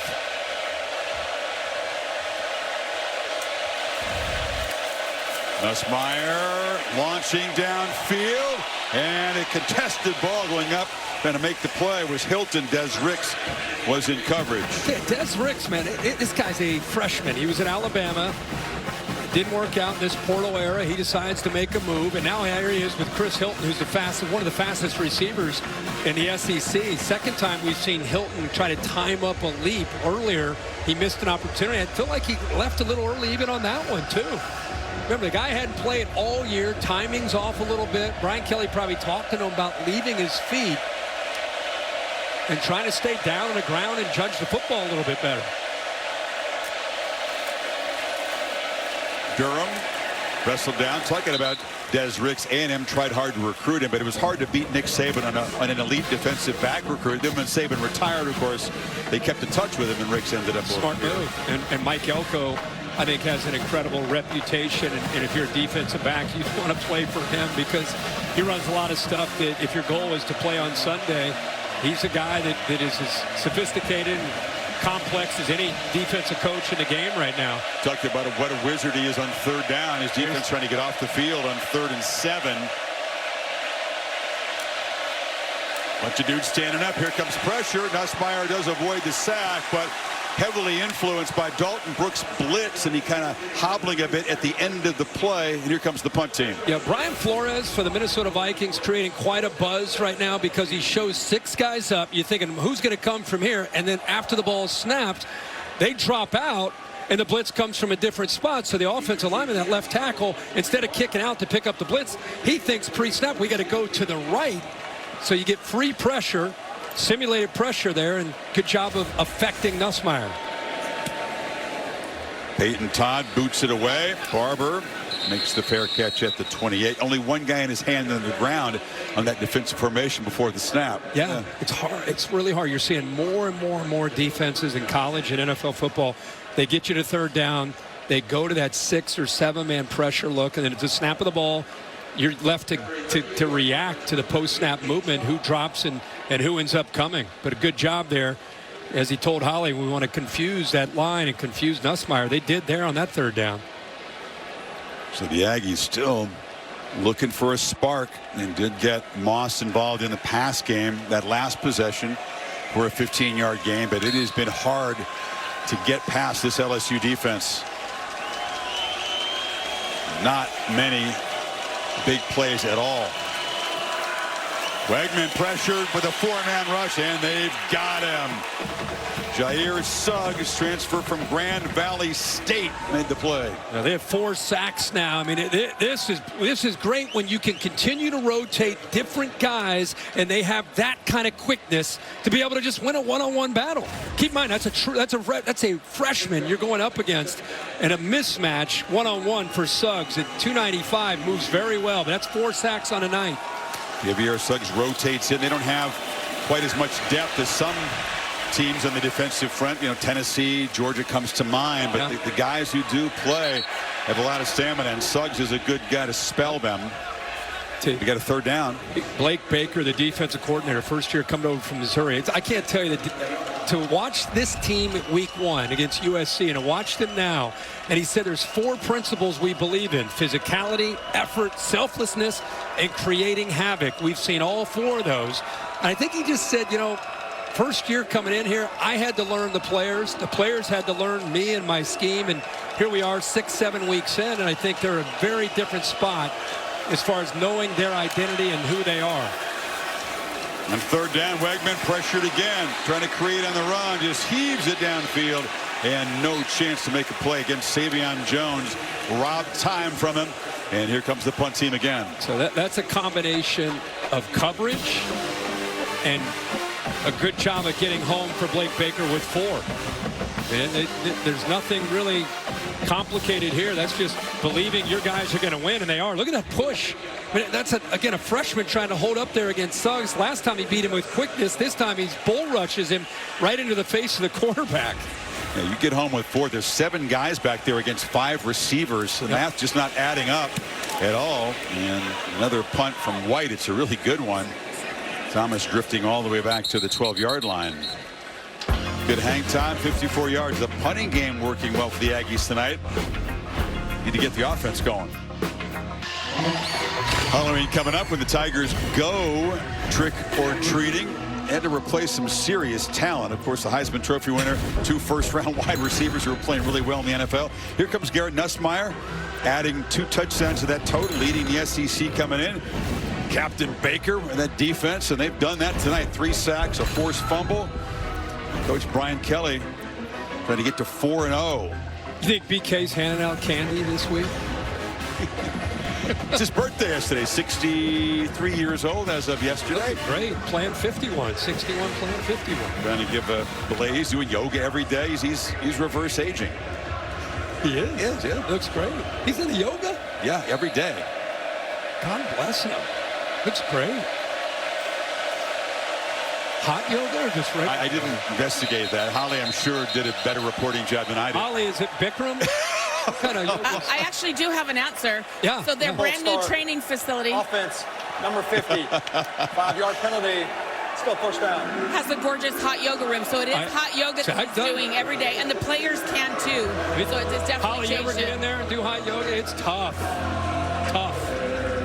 I knew she'd have an answer. I don't really want to think about BK doing the hot yoga at that moment. I don't want that picture in my head. You'll tap out 30 minutes in. It's brutal. Crowd trying to become a factor here. The 12th man. 3-man rush. Nussmeier flips it short. And catch is made by Lacey. Holly, do you have more in the yoga story? No, I actually had a serious story for Okay. you. So you guys are talking about Brian Kelly and this team, what they've got on the line. And during this last time out, he came down and talked to all the guys, each position group on defense. 25 more minutes, guys. We have this. He wants to make sure that they're staying focused, staying locked in. He feels something special on the horizon, but they've got to stay focused.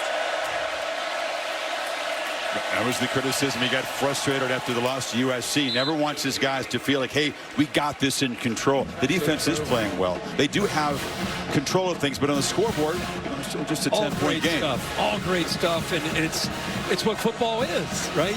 Maybe you're not ready for that early in the year, but you learn from those experiences, and then you move on to the next week. And that's what this LSU team from week 1 to week now, it's like watching a different team. But they do. They got to finish. Need a long 2 on this third down. They've cooled off in that department lately, 4 of 10. Nussmeier backpedaling, running out of time, spinning away, and nobody open. Now he flips it up into traffic and makes a mistake. Tried to force the play, and it's intercepted. B.J. Mays rumbling down inside the 10. That's the takeaway LSU was dreading. And it gives life to A&M. Nussmeier's first really bad play of the night. Well, he's trying to create. We just talked about they got to figure out how to finish in these games. And this is Nussmeier, as you said, Chris, his first mistake. He's just trying to make a play. And it's just rushing with 4. LSU's been doing this. Interception by Texas A&M. And this time it's A&M. Warning. Good job again outside, not letting him have just being comfortable. And there it is, just trying to make a play. Puts it up into the air to Anderson. And I think B.J. Mays baited him into that throw.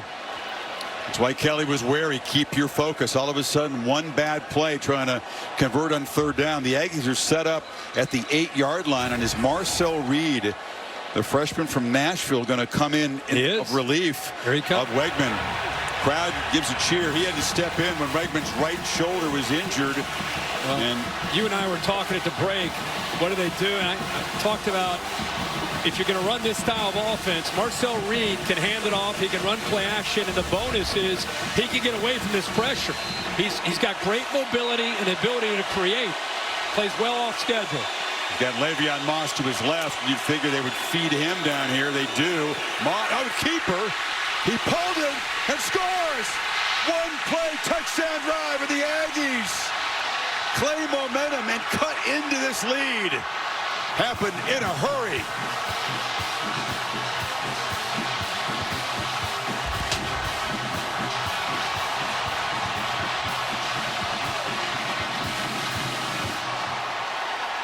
He does bring that dimension, doesn't he? Electric runner. Yeah, we talk. I mean, that's his own read. Colin Klein's calling the plays. Colin Klein, that's Colin Klein's kind of offense. A quarterback that can move around. Go think about him. Maybe some of you don't remember him at Kansas State. The offenses that he ran at Kansas State last year. This is his kind of guy where you can mix in some zone reads. Reed comes in. It's the very first play that they call.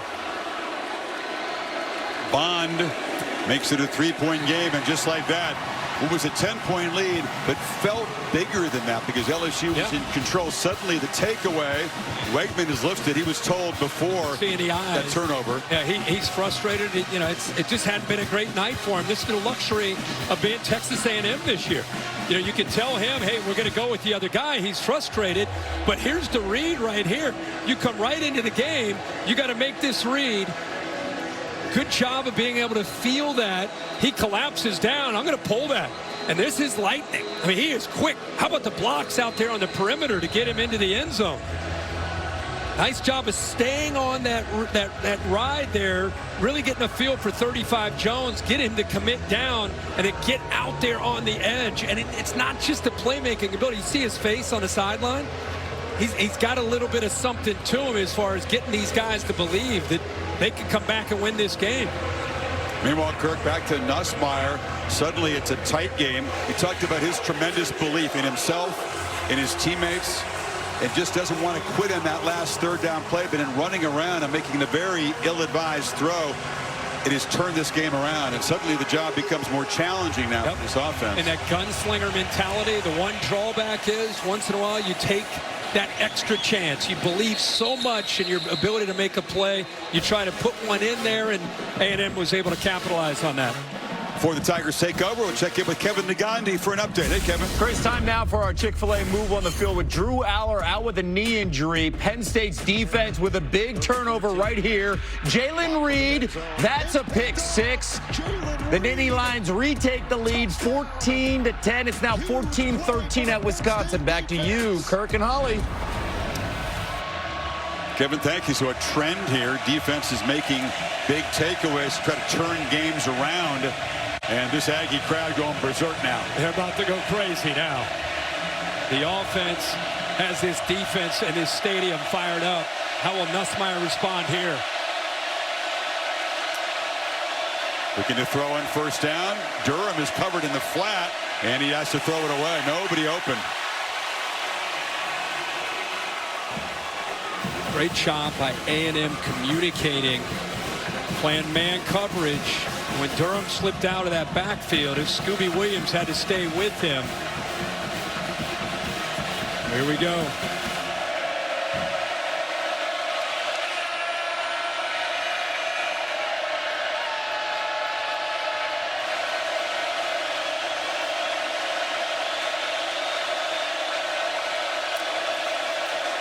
Durham, nothing doing.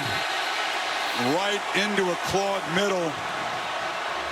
DJ Hicks, Torrey York filled. It's going to be 3rd down and 10.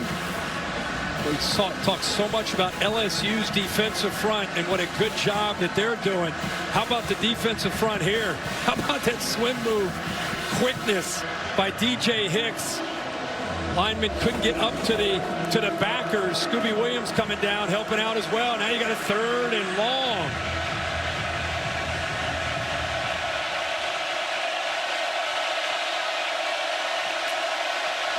Blitz comes. Nussmeier backpedals, throws it away. A flag is down. It was a dangerous throw. Lacey was being covered by Will Lee, and now another flag comes down way after the play, back where Nussmeier was picking himself up off the ground. I really think you're going to see 2 fouls on A&M. 5 gets Turner, hits Nussmeier well after the play, but I think that's defensive pass interference. I think they got him for two flags here. Top of the route, the defender held on to Kyron Lacey. Well, Lacey got up inside. He was motioning like he got maybe even the face mask grabbed by Lee, and then Turner, man, just a little too much testosterone after the play. As you said, that was way after the ball was gone. They just gave him the chest bump.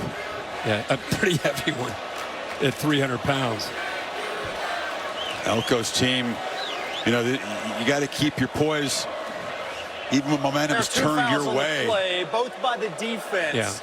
Pass interference, defense, number 26. The ball will be placed in the spot of the foul. After the play, personal foul, unnecessary roughness, defense, number 5. All right. 15 yards will be added to the play. Just to review, 3rd and 10. Great pressure. Nussmeier doesn't have much of a chance, and you get at the top of the route, interference for holding on to him. That's an easy call, the right call. And then this is what Nussmeier's saying. That's a 1st down, by the way. Turner didn't like it, and that's why the crowd's seeing that look.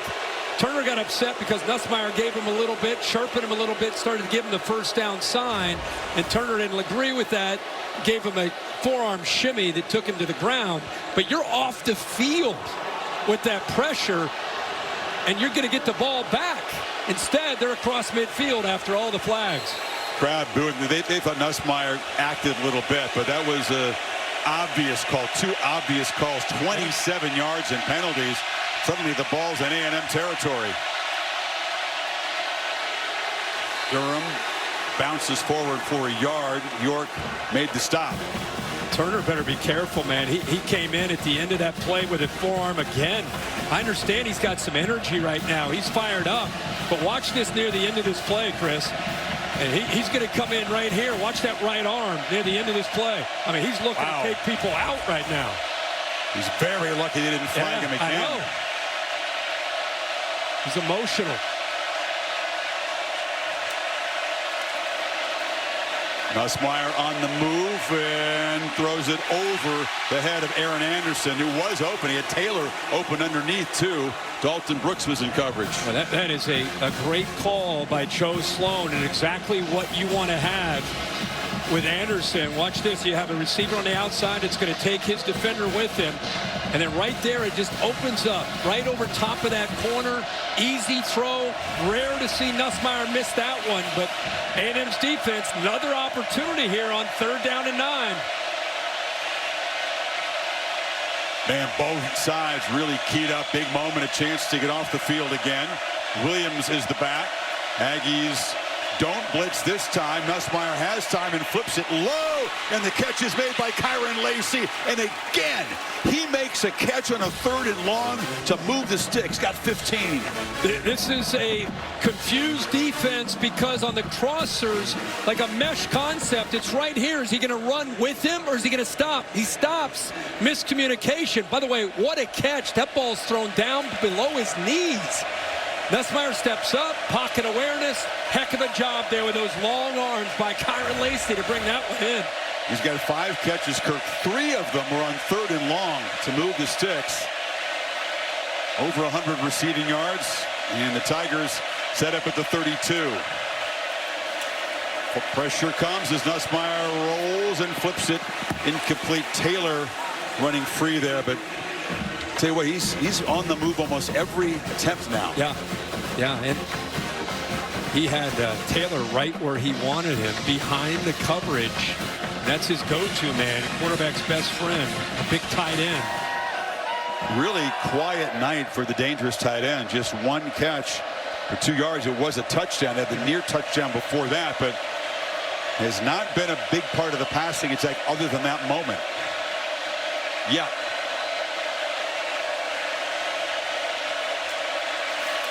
Second down run for Williams. When you throw an incomplete pass on 1st down and run it against this defense, you're going to end up with 3rd and long often, and there they are again. Here we go again. I mean, we've already seen a conversion after a pass interference. Now, where's Kyron Lacy, Kirk? That's what we need to find out here, right? No doubt. But we saw the 3rd and long on 3rd and 10. The pass interference gave him a 1st down. The Lacy pass on the last 3rd down. And now here we go again. Another opportunity for A&M. They get some fresh bodies and an entire new wave of defensive front players who should be refreshed and ready to go. Lacy's to the right, Kirk, guarded by Will Lee. And there's that look again with 6 up close. Got to hurry, and Baron Kelly will have to spend a timeout. Play clock was down at 1. Important play. They're in field goal range, but Ramos has missed a couple, so we'll see if they can convert on 3rd and 7 again. You come back to Kyle Field. Keep an eye on number 5 in the A&M kit. That's Shamar Turner has been involved. Some of the big fellas with LSU. That's the offensive line. Kind of, this is a dress rehearsal of what we're seeing in the pit. I mean, we're kind of making light of this, but this is not good. I'm sure Greg Sankey and his staff will take a peek at this. You don't want that going on in pregame, and then this. I mean, I love the energy from Turner, but he's got to channel it in the right areas. 3rd and 7, 4-man rush. Nussmeier steps up, delivers across the middle, incomplete. Coming in to jar the ball loose was Scooby Williams. Xavier Thomas could not hold on. Would have been a 1st down. Here comes the field goal team instead. Well, they have an opening, but give Scooby Williams good clean hit right there. Head was on a swivel, dropping, looking for who's coming across. Sees that it's going to be Thomas. And a really nice clean hit in this modern era of football. That's a tough thing to do. Great play. Thomas let him know. So Ramos, normally reliable, has missed 2 of 3 from long range. This one is also from 45 plus, and they misfire. The snap came, and the holder wasn't ready for it.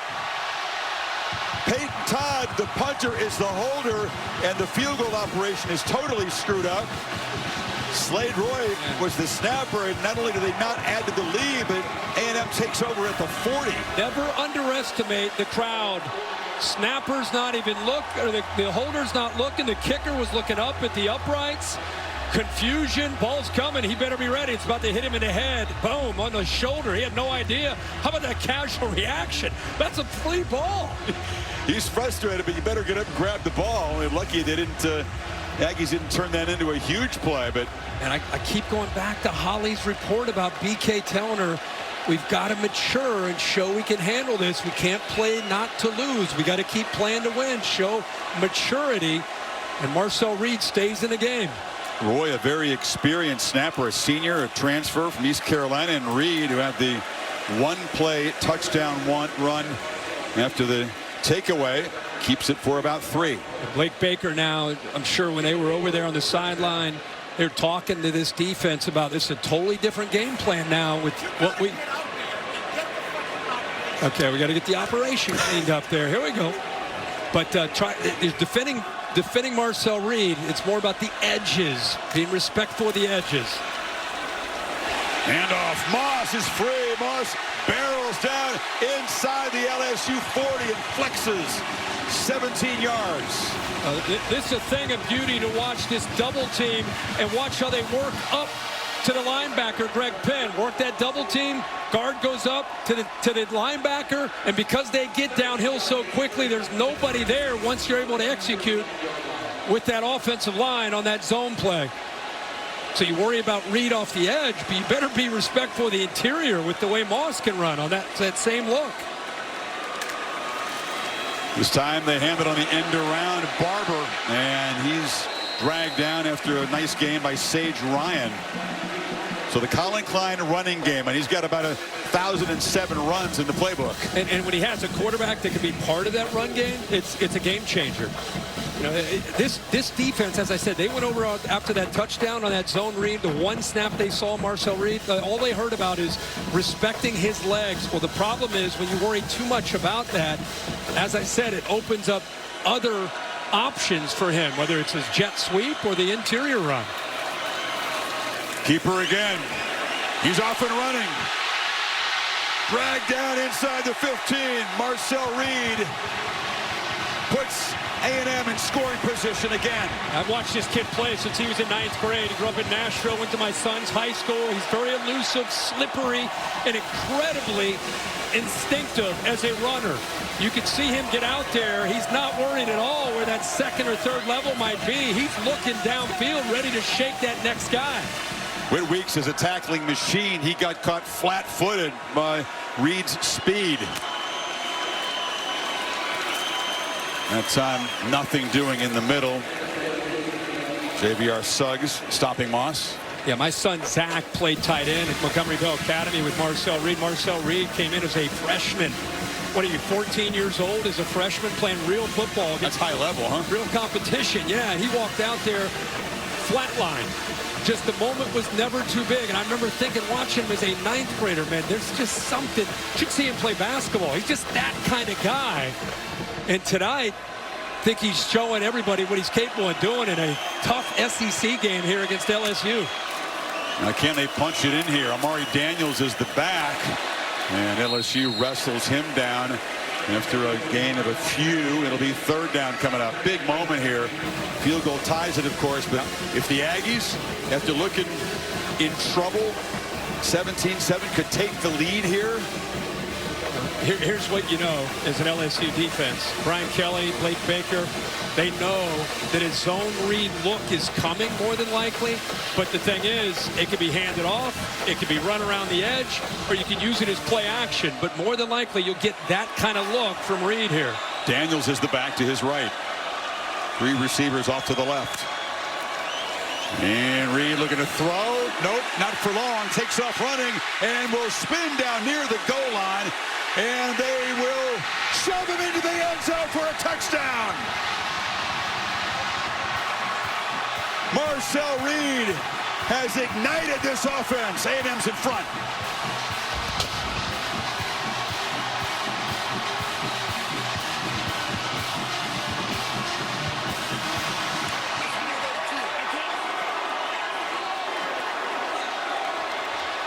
Wow, what a job that Marcel Reed has done to ignite the Texas A&M, not just the offense, the defense, the stadium, Mike Elko, everybody who's an Aggie is responding to what Ten's bringing into this lineup. Reed came in, they won the game in the swamp, beat Bowling Green, struggled past Arkansas, and then when Wegman was healthy, he came back against Missouri and played very well. 7-play drive, Kirk, all of them on the ground, and Texas A&M is on top. Go back, Chris, to this basically turnover on the missed field goal with the holder's not ready. Now watch, this is a design quarterback draw. Watch the left guard. Waits, now he's going to go. You got the back, you got the guard, and now watch, he hits that wall, and this is what you said. Look at this. Look, these guys are going to push Moss him. helping him out. Yeah, push him, whatever it takes, but that is a design draw because of what he can do there on 3rd down. You can see the instincts, and then the power comes from the lineman to get him in. They just overpowered LSU's front. That was like those dudes pushing the sled right on the practice field. Exactly. How about Colin Klein? We haven't seen that kind of energy from him in a long time. He shows energy when they do well, but you're right. It's been a frustrating night for this A&M offense for the most part. Suddenly, touchdowns here in the third quarter, and now Nussmeier is going to have to come from behind again. He's been good at that, even in tough environments. But things have gone awry, and a loss of focus, which is what Kelly was talking about with Holly.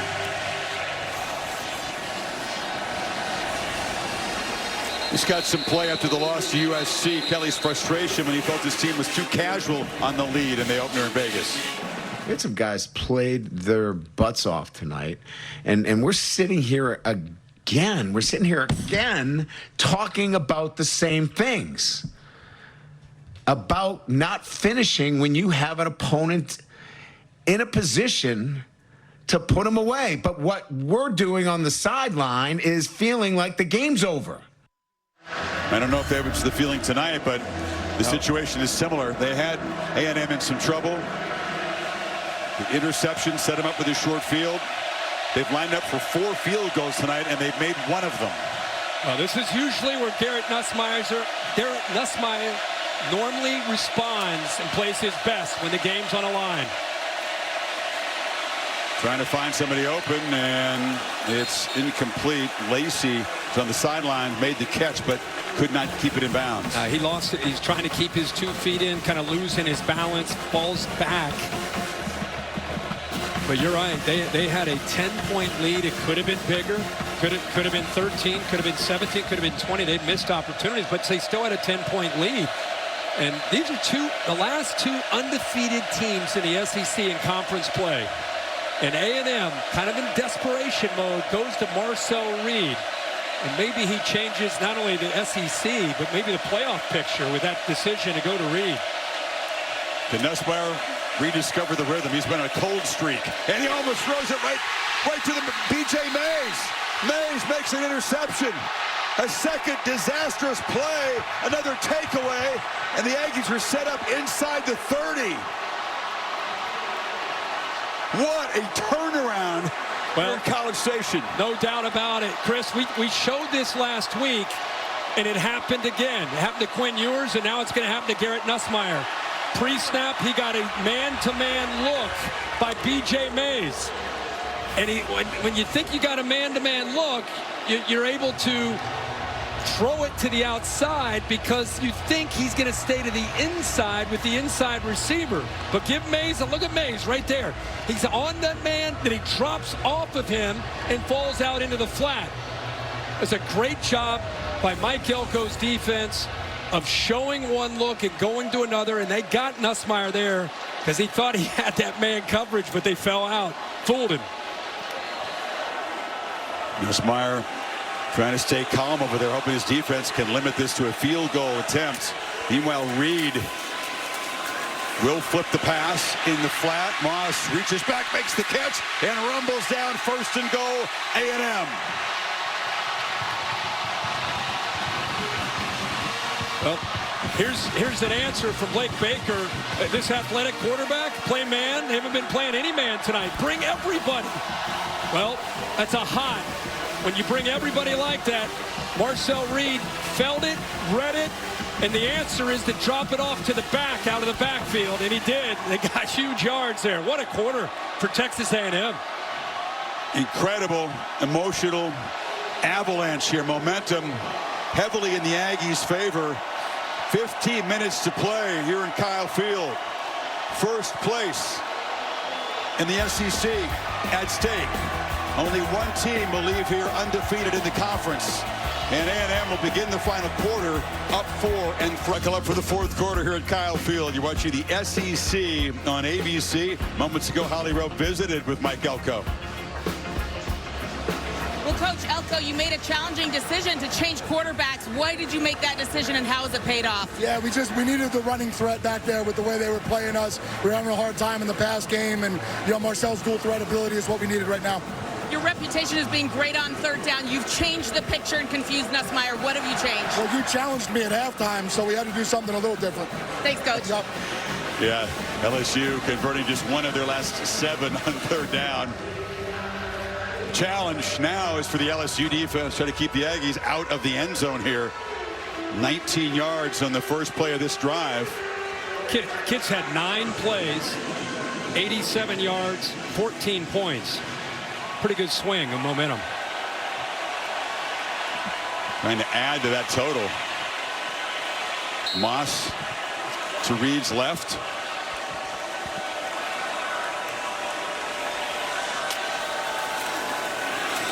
Moss has it running right, barreling into the end zone. Texas A&M Avalanche continues, but a flag is down, so hold on. Flag down, a few yards short of the end zone. It was a major collision from an A&M receiver against an LSU safety, Sage Ryan. That's where the flag came in. And I don't know if it was taunting after the block. If it was after the play, the touchdown would stand. Personal foul, illegal blindside block, Okay. offense, number 9. 15-yard penalty, still first down. It's Ja'Day Walker, and it will negate the touchdown. Yeah, it's a big hit. Bill, you can hop in, and if you want to kind of talk us through this. Watch this hit on the safety. Bill, what do you think? It's a good call by the back judge. The wideout comes across, and he's totally out of the vision of number 3. Okay. That's an excellent call. Wasn't really necessary That's what I was at about all. to say. Yeah. These guys are keyed up. I mean, all position Replay, groups in this looking team. at the previous play for a potential targeting. So the penalty enforced no matter what, but we'll see if Walker is kicked out of the game. The rare targeting on a receiver. That's what I meant when I asked Bill what he thought of the call. I meant, like, is that a defenseless player? Just to educate us here on what this is. Well, when you're hit with a blindside block, you are put in the category Of defenseless. a defenseless player. Okay, so what's the next step? So now we have to look to see if it's contact to the head-neck area. Is there an indicator? I mean, I don't know what else he hit besides above the head and the neck. I mean, look at his head. It went backwards. I see an upward thrust, so this will fit in the category of targeting. I mean, look at that. That's helmet to helmet, face mask to face mask. Sometimes people get confused with the crown of the helmet. And when it's defenseless, it's not about the crown of the helmet. Those are 2 different examples of targeting. Yes. Yeah. 2 different rules. The crown of the helmet applies to Anything. everything. Yeah. Yeah, I mean, based on what you said, Bill, and what we know is typically called, it'd be hard to believe this wouldn't be viewed targeting. That would end the night for Ja'Day Walker. Instead of having a touchdown and put him up 10 with the PAT to follow, there's going to be backed up. It's going to be still a first down play, but they'll be outside the 15-yard line now. Let me just say, I've adjusted like everyone else to the new world of football, but as a football guy, I would probably they don't give stars on their helmet for blocks, but I personally, I love a receiver that's going to, I'd rather have him block like that than not block. I mean, I know we have to go by the rule, and that's letter of the law. That's the rule. But, man, give me a receiver that'll block like that all day. Well, a lot of coaches appreciate receivers who block. Situationally, though, that's going to be costly, potentially. Yeah. We'll see if they end up getting in the end zone. Like you said, it wasn't necessary. I mean, he was in. But the emotions have been building. We showed you the saltiness pregame. It just escalated as this game has gone on. Replay has confirmed targeting. Number 9, offense. Number 9 is disqualified from the game. He'll also miss the first half of the next game, which is at South Carolina next week. Walker is a pretty important part of the passing game. Doesn't catch a whole lot of passes, but he's made some big plays this season. Toughness is part of his game. The big thing here is, I mean, not only do you take a touchdown off the board, and you take some of the momentum out of this stadium for now, but you move them back to the 18-yard line. It's been building of that, hasn't it? There's been a lot of, emotional, right on the edge and now over the edge plays in this second half. LSU yet to figure out Marcel Reed. Ball at the 18 for first and goal. Moss is the back. LSU brings pressure. Reed tries to escape, looking to make a play on the run, and is chased down by Braden Swinson, who shows the speed at 250 pounds. That's really impressive, because Marcel Reed can go, and you're being asked to be able to try to hold on that edge against a tackle. Now Swinson at 250. It's a foot race. You got to get out there, not let him get around that corner. Jordan Gilbert, mentioned the ex-Aggie safety for LSU, is down on one knee in the end zone being attended to. LSU's mistakes front and center. It starts a lot with a kicking game. Yeah, these are blown opportunities. They also had missed opportunities where they dropped some balls in the end zone, and that one never really had a chance. This is Mitch trying to make a play on third down, but ended up costing him with the interception there by B.J. Mays. Poor snap where the holder's not ready. Nussmeier again. How about our guy 20, B.J. Mays again, showing the ball skills, the transfer from UAB. Big third quarter for the Aggies. Absolutely, and a big sequence of plays coming up here. It's such a huge difference between a field goal and a touchdown, what that would mean to momentum and to the job that LSU will have to do to try to come back on the road here. Second and goal. Hard count showed Weeks coming. Stays back this time. Around the right end, Daniels barrels down near the goal line. He's inside the 5. It'll be third and goal right there at the 4. He's making this read on the play side on 35. Savion Jones makes the right read.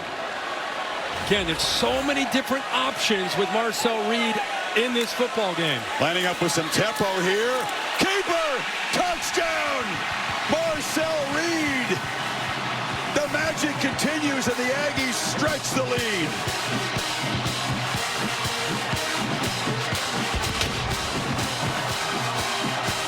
Now they're talking about, hey, guys, we got to come up with an answer on this game. Not just Marcel Reed, but what he brings, the added dimension that he brings into this game.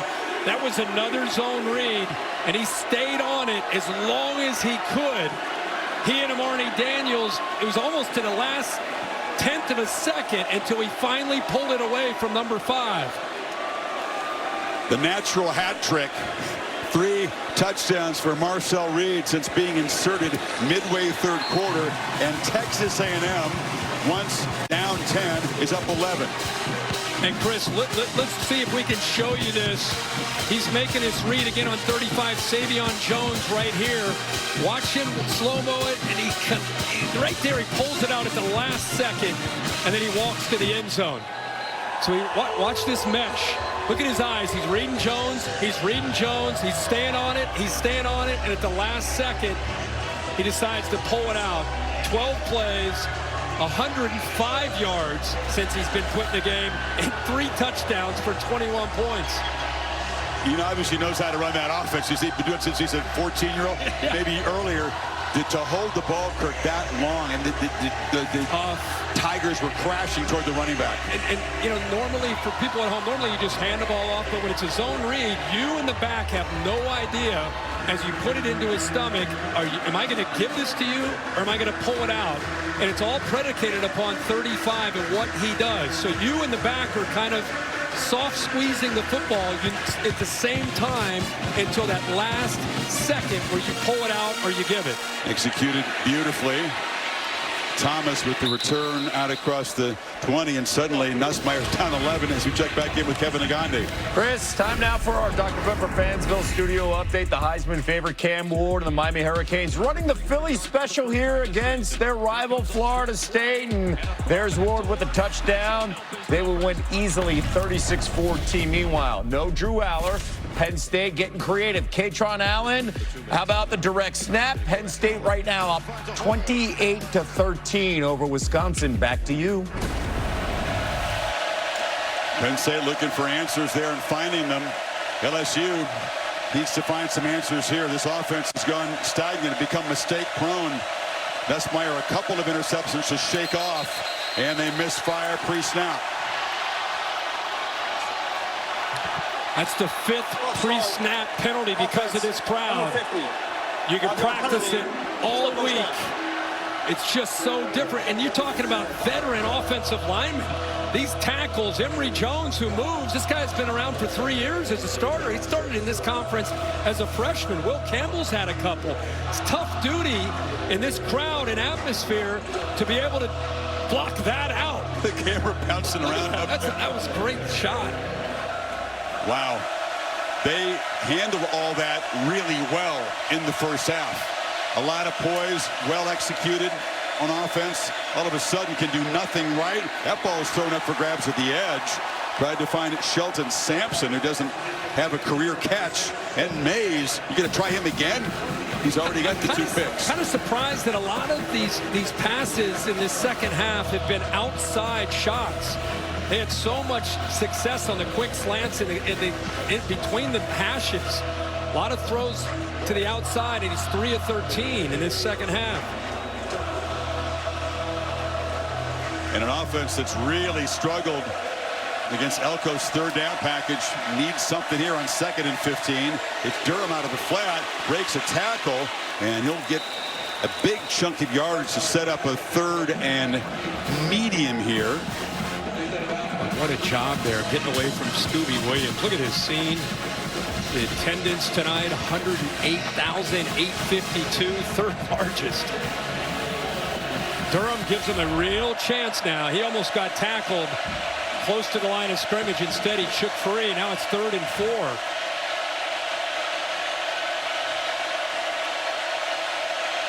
So he sees this. He sees pressure. Let's see if A&M gets out of it. Nussmeier had time to make the adjustment, but now the play clock is down to 3. 2 gets the snap off. Pressure comes. Nussmeier steps up. Long throw. Catch made. 1st down. He went to Xavier Thomas. The important conversion. Down 11 here. 14 yards. Yeah, they adjusted and played zone after he made that adjustment to what he thought was a blitz with that hard count. But it play still works. You see him climb in the pocket. And once again, one of his receivers does a nice job on 3rd down coming back to him. You feed Durham off the left side for about a yard. Nussmeier, it's a lot to shake off. You know you've made 2 mistakes. You got fooled, and you really set up your defense in a terrible position with those turnovers. But he's still got time, and he's got a history of leading comebacks. That's what I was going to say. This is, again, we talk about consistency with him, but a lot of times where he has played his best ball is big 3rd downs, red zone, game on the line, trying to bring a team back. 3 comebacks in 8 career starts. Again, he's got time to make adjustments. The play clock ticking now down to 3. Pulls it on the move, evades pressure, fires over the middle, and the catch is made by Chris Hilton. And the speedster lost the ball late, but recovered it, and that moves the ball to the 36 with a 21-yard gain. A&M is just pressuring right here, but because he went inside, it allows Nussmeier, who's athletic, to get away from that, and then there it is, back into the middle of that A&M defense where he had success in the first half. Massive confusion. Aggies had dudes trying to run off the field. Ball heaved down, and it is caught down inside the 5 by Aaron Anderson. A&M was discombobulated totally. You're exactly right, Chris. Good job of seeing that. This is a safety. They're looking around. They're not on the same page. And you see him, Anderson just gets free down the middle. He puts it up. The safety adjusts. But a better adjustment by Aaron Anderson to come back and get that football. They're still trying to get lined up here on this 1st and goal. And they get lined up enough to stop that run. DJ Hicks plugged the middle, and Durham stopped behind the line. The success on this drive has been over the middle with a couple nice passes and good adjustments back by the receivers on both those throws. Durham kind of a limp off the field, so he'll go out and Josh Williams will come back in. Mason Taylor caught a touchdown pass from about this spot on the field early in the game. He's been pretty quiet since. He's lined up to the right, and Lacey is split out far right.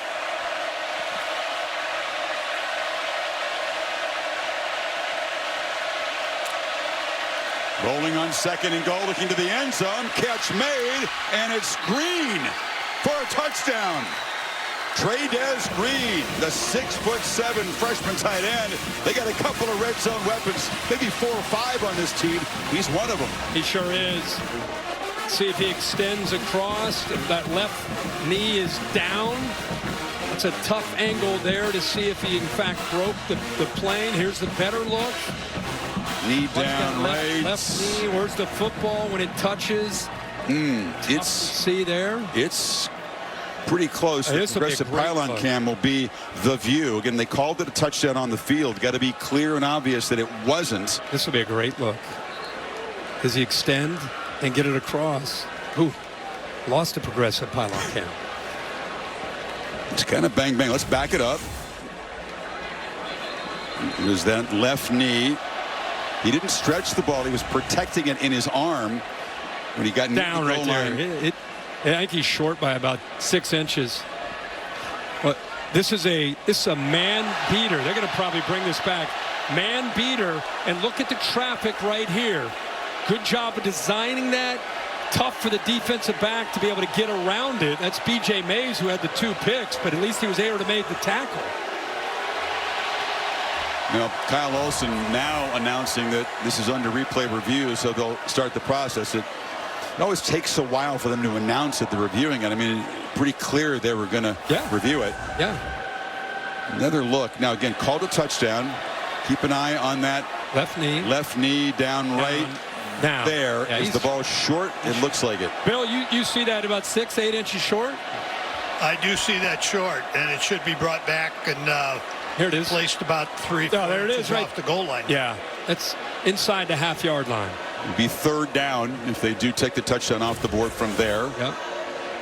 They had the offense out there going to try a 2-point conversion to cut this to a 3-point lead. So that's obviously Kelly's thinking if they can muscle it across, and what we expect will be a 3rd down and goal play.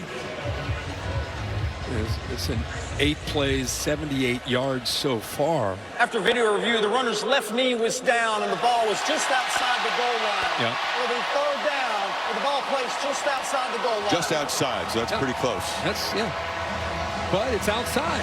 And now you got 3rd and goal against a really good defensive line. You got big Albert Regis and Shamar Turner. DJ Hicks has played a good ball game tonight. Those are the big fellas in the middle trying to stop Nussmeier from sneaking it across, if that's the call.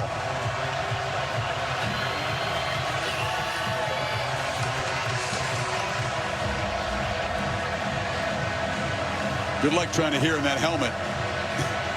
He hasn't been under center at all, much at all tonight. So see if he gets under center with a quick huddle. Sometimes you go quick huddle here, not let the defense get lined up. Aggies are bracing. Sugar huddle. He got a couple big fellas behind him. Taylor's in there. Williams is the back. It's the old shove. Aggies are ready for it. Who's going to win this test of will? There's a flag down at the line of scrimmage.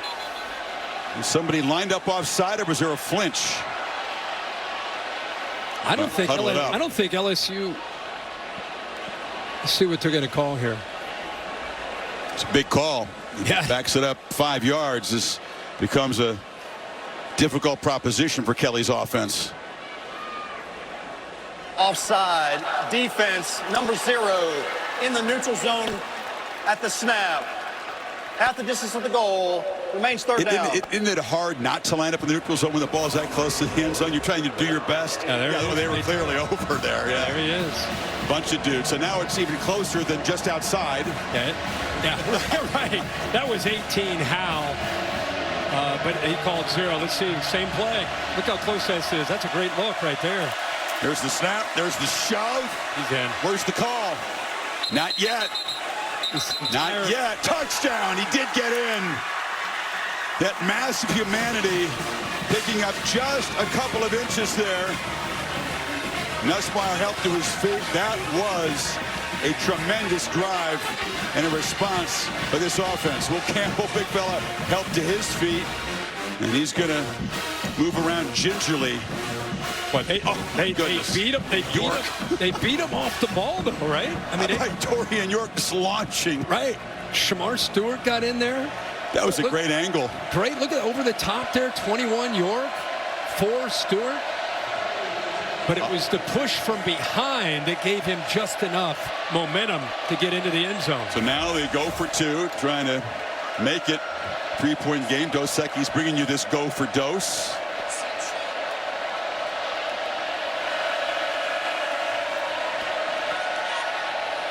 What a battle this has been. These two teams together with the stakes as high as they are. This time, it is not disappointed. Lacey's off to the right. Taylor's to the left side. Thomas comes across in motion. Nussmeier pressured and just floats it up way over the head of everybody. Jamar Turner brought the pressure. Try fails and the lead remains at 5 with 9:57 to play in Kyle Field. What a battle. All-State good hands play. Well, we're going to stay right here. Marcel Reed and what he's done in these last 3 possessions where he's put 21 points up on the board and has ignited this Texas A&M team and this stadium, the atmosphere, everybody is feeding off of his energy. And LSU's defense has yet to stop this Aggie offense with number 10 under center.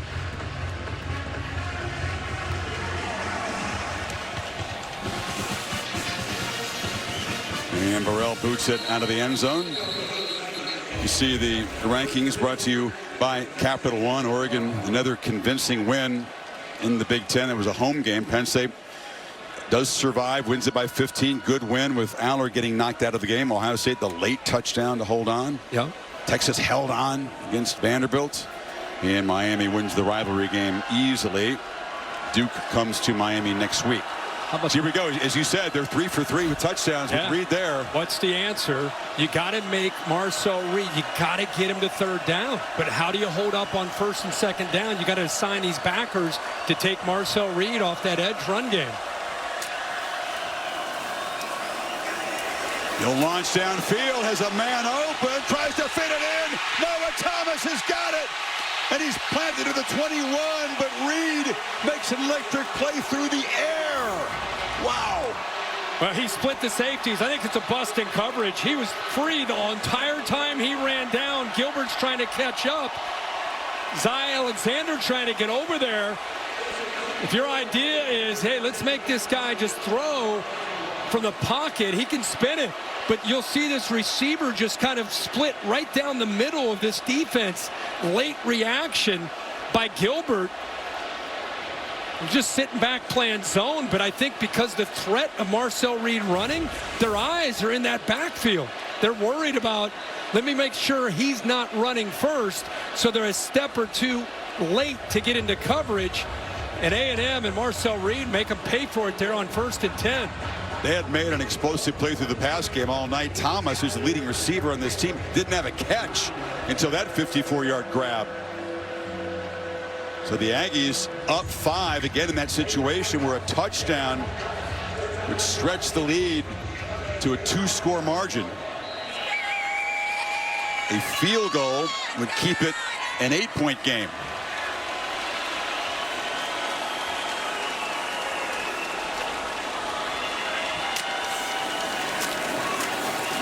Keeper again. Reed sprints to the edge. They have no answer for number 10 right now.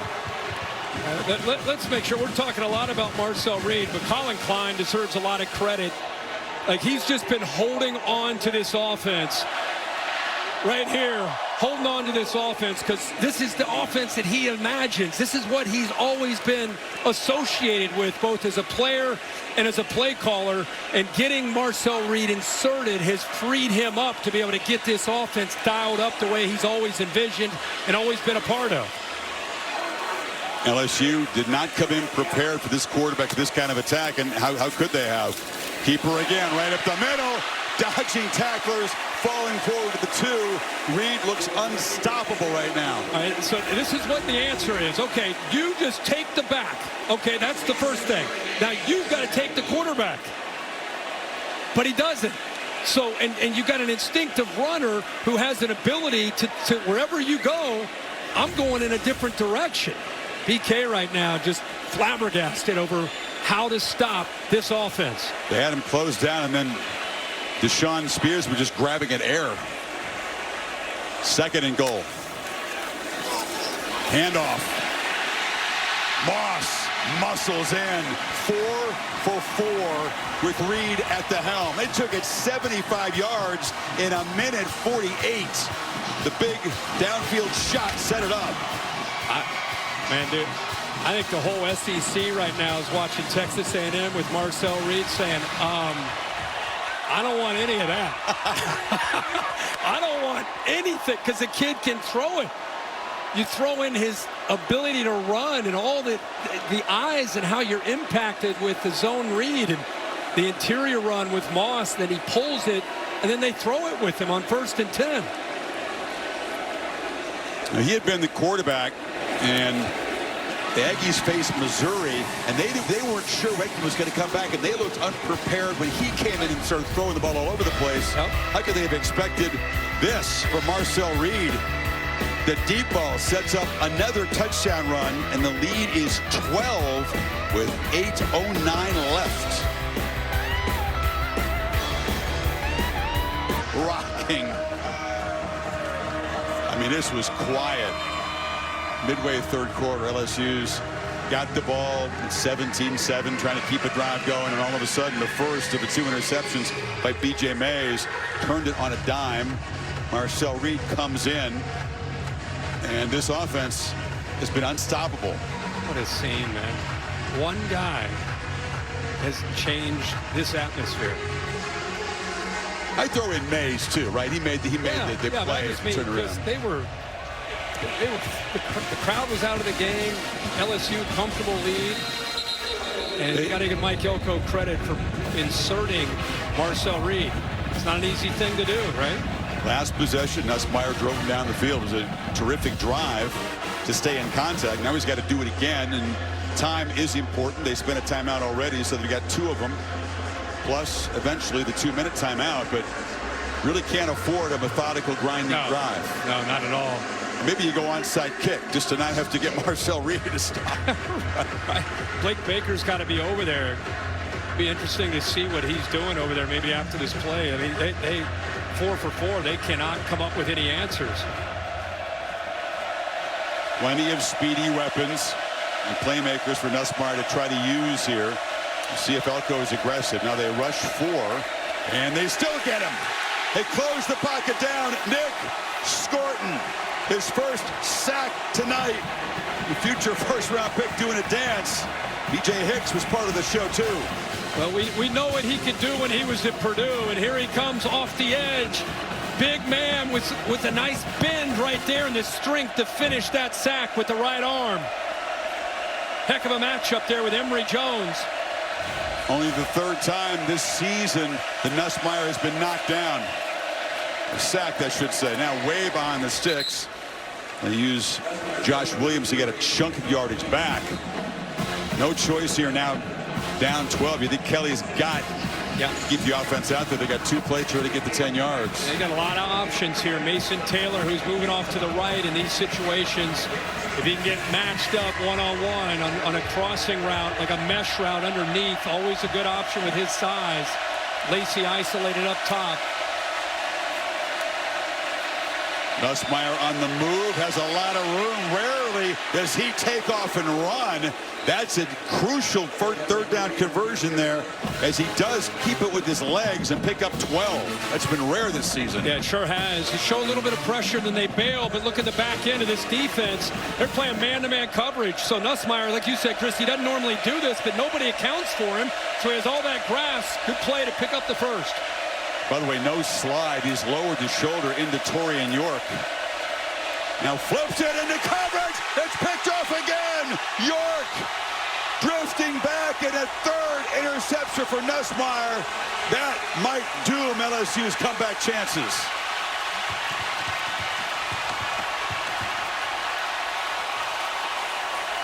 This place is bonkers.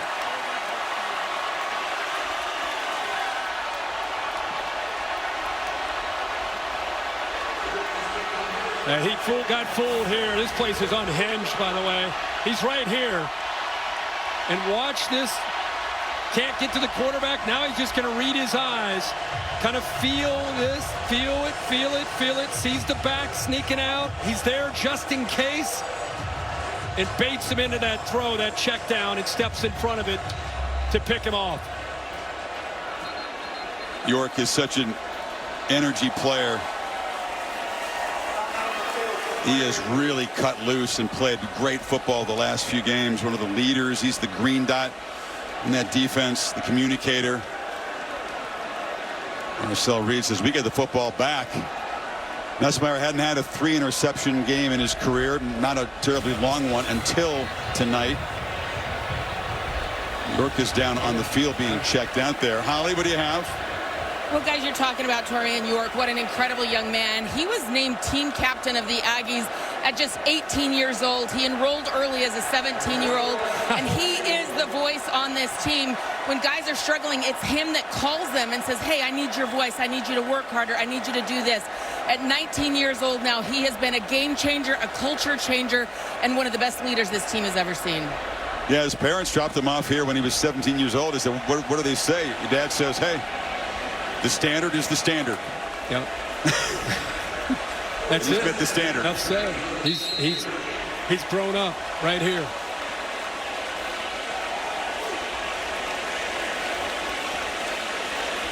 Now can Marcel Reed continue to pitch a perfect game here?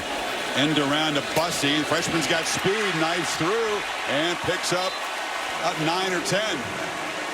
This second half for Mike Elko is going to be remembered for a long time from the Texas A&M fan base. The adjustments that he talked about with Holly, fooling Nussmeier. He completed 45% of his passes in this second half with 3 interceptions compared to that first half where he was flawless. So that box is checked. He inserts the quarterback Marcel Reed to a lifeless offense that just wasn't going anywhere. 4 straight drives with touchdowns for the A&M offense. They use a lot of the play clock, and Pete Daniels, Amari Daniels in the secondary. Daniels shoved out at the 1. And this Aggie offense smelling blood and trying to deliver the dagger right here. Just cannot say enough about this left guard, a freshman, and the job that he's done. TJ Shanahan, look at that nice block there, able to kind of create that wall to let Daniels get outside and then get to speed, almost takes it to the house. This LSU defense is gassed physically and mentally after these last 5 possessions for Texas A&M. He's about to be 5 for 5. That's well put. Shell-shocked is an understatement at the moment. Daniels dragged down short, but all that does is really use more time. Yeah.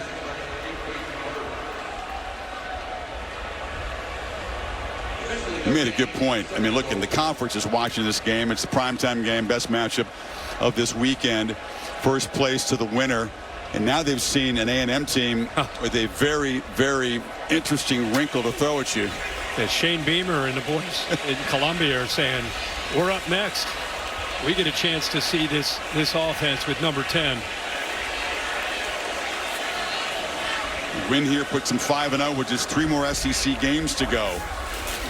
fumbled exchange down there at the goal line. There's a flag down. Reed under center this time, pulled away and didn't have the ball. False start. Offense. The left guard. 5-yard penalty. Still second down. Majay Reed Adams did eventually recover the football anyway. Yeah. Left guard, who I just bragged about, of course, perfectly timed there. Middle miscue. It moves it back to the 6. That's unacceptable by Marcel Reed. I don't know what he's dropping a snap like that. What the heck's going on out there? If they kidding. They can force a field goal attempt. It would, in theory, be still within 2 scores. He's averaging 11 yards a play since he's been out there. 11 yards a play. It's pretty good. He's out of the play clock. He's still got it, and that time they're all over him.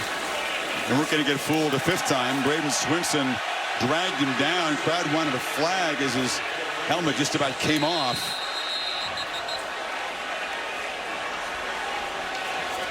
It's going to be 3rd and goal. His eyes are actually in here, and I thought they'd be out here on Swinson. Look at his head looking inside, and if he would have read the outside man there, he would have handed that football off. Kelly trying to preserve some time here. Called his 2nd timeout. Put a few seconds back on, so 3:53. And we will step aside with the Aggies setting up for 3rd and goal at the 10. Premiere Hocus Pocus 2 on the Wonderful World of Disney ABC Sunday. With the LSU timeout, Elko's offense back on the field, trying to make this a 3-score game and turn out the lights on LSU. 3rd and goal.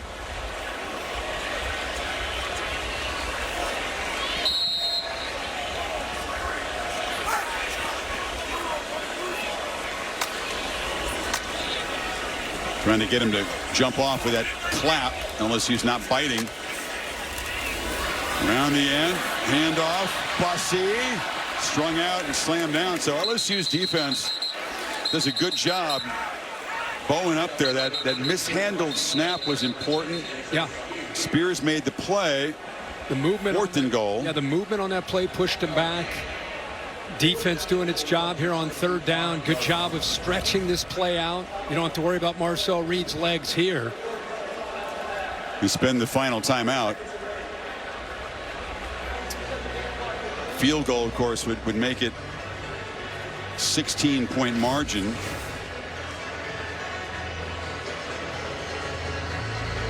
A 15-point margin, excuse me. It's still a 2-score game. I see the win probability. LSU has a 0.2% chance to win. It says so. The odds are slim, but it would still be a 2-score game. You ever notice that the stats monitor has the win probability? I had no idea. Right there. Anytime you want to check and see. I'll sneak around over there. 99.8 for A&M at the moment. Okay, let's see if it changes if he hits this field goal to go up 15. Not a whole lot of wiggle room there at 0.2. No, there's not. There's a chance, Tiger fans, but the computer says not a very good one. Bond from 26. They did keep this Marcel Reed-led offense out of the end zone for the first time. But it's still points on all 5 drives that he's engineered since that takeaway. Flag down after the made field goal, so we'll check that out.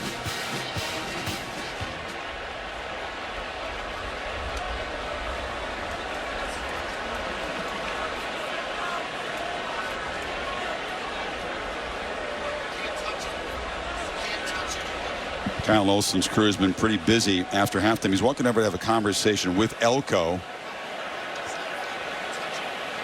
I think he ran into the kicker, Womack, as he was trying to block this. That's what they're saying. You want the points or the 5 yards? They're going to take the points. Yeah. Running into the kicker, defense, number 15. That penalty's declined. The kick is good. Would have made it 4th and goal at the 5. Yeah. And said he'll take the field goal. Yep. And the margin is up to 15 now. Yeah, he hurdles and Womack goes up and over. and then continues right into the kicker. So they'll get the 3 points. It's really more about what is Nussmeier going to do here? How quickly can they put points on the board if they do it all? Marcel Reed now 5 drives, 22 plays, 200 yards. Wow. And 31 points. I'm already ready to see him play next week. I'm not sure that the Gamecocks fans are ready for that. Columbia. Meanwhile, Nussmeier, no timeouts to work with except for the 2-minute timeout. They had to spend them the last 2 there in that defensive series to preserve some clock. What do you really need to show him the iPad there? I wouldn't get in his way. Keep doing you. Again, LSU does have downfield threats, the ability to pick up chunk yardage. So A&M cannot feel like this is salted away. Despite the 99.9% now, it's grown 0.1% as he made the field goal. Right. Okay. We're running out of room there. We don't spend a lot of time looking at that line.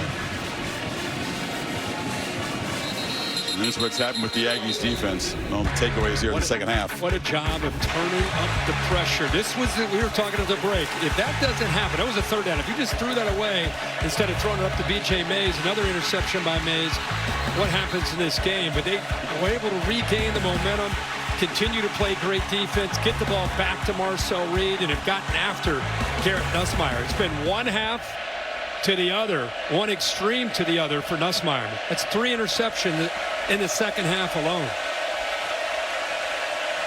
31 points for the Aggies after the break.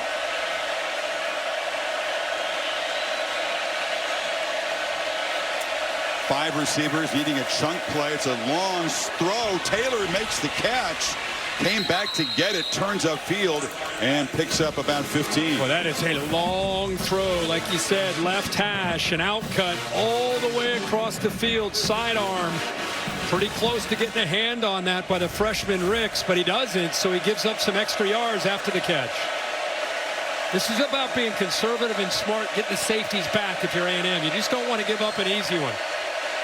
You can get some yards underneath, just nothing over your head. Clock moving, and Nussmeier's being quite methodical here. I think he thought the clock stopped. Now, outside of 2 minutes, it started again, and it's a throwaway. Pressure by Shamar Stewart. What a game, what a half, especially this defensive front have had. Stewart at 6'6", 290. Albert Regis in there, 6'2", 310. DJ Hicks, another 300-pounder. Shamar Turner's been everywhere, up there, number 5. Nick Scorton, of course, off the edge. Just a great defensive front, as you'd expect in College Station. And Mike Elko in his first year, what a fit with this group. Lacey and Taylor off to the right side. And again, it's Taylor underneath. Short gain. Gets out of bounds. Just a 4-yard gain, and the clock is, the Nussmeier needs to be where the clock's going to crank up here. And again, A&M, they're going to give those plays up all day. No worries at all, giving up those easy throws underneath. Just don't want to fall for a double move. Very, very methodical here. Clock continues to bleed away. They need 2 touchdowns here. I mean, how much time have they wasted here? 20 seconds, 25, 30 seconds? Nussmeier can't take a sack, but does. They knock him to the ground. A&M's defense makes a big play. That's Rylan Kennedy. And LSU down at desperation time. It's 4th down. Boy, what a job from the backside of not giving up here. This is a great effort sack. Get around Emory Jones, keep chasing, and bring him down. We didn't bring up Kennedy, an linebacker who Jay Bateman said, whoa, is this guy going to be special? We're so caught up in all the other guys. He said he's an athletic freak. We sure saw it there. Nussmeier could not take a sack there, had to throw it away, and it was so dazed afterwards. They just let the 2 minutes run down. 2-minute timeout. It's going to be 4th down and 15 for Kelly's team. I have a surprise for you. Oh, yes. Desperation time for LSU. Got to convert on 4th and 15 to keep very faint comeback hopes alive.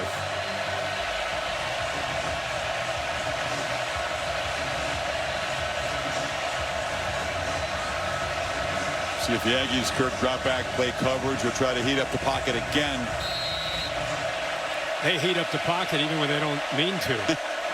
Good point. Here they come. Nussmeier on the run, flings it into the ground, and that's it.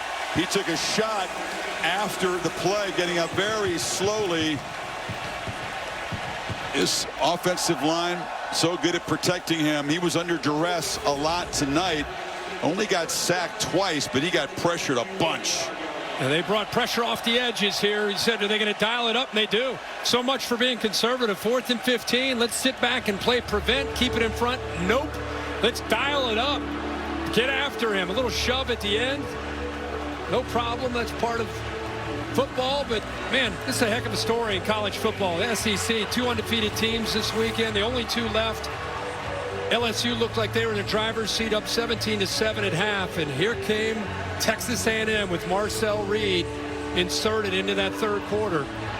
And A&M has not looked back. And, man, this is going to send shockwaves throughout the SEC and the discussion now for the postseason. No doubt. 2 road games in the conference remaining. Mentioned South Carolina. Then they had New Mexico State here. Then it's at Auburn.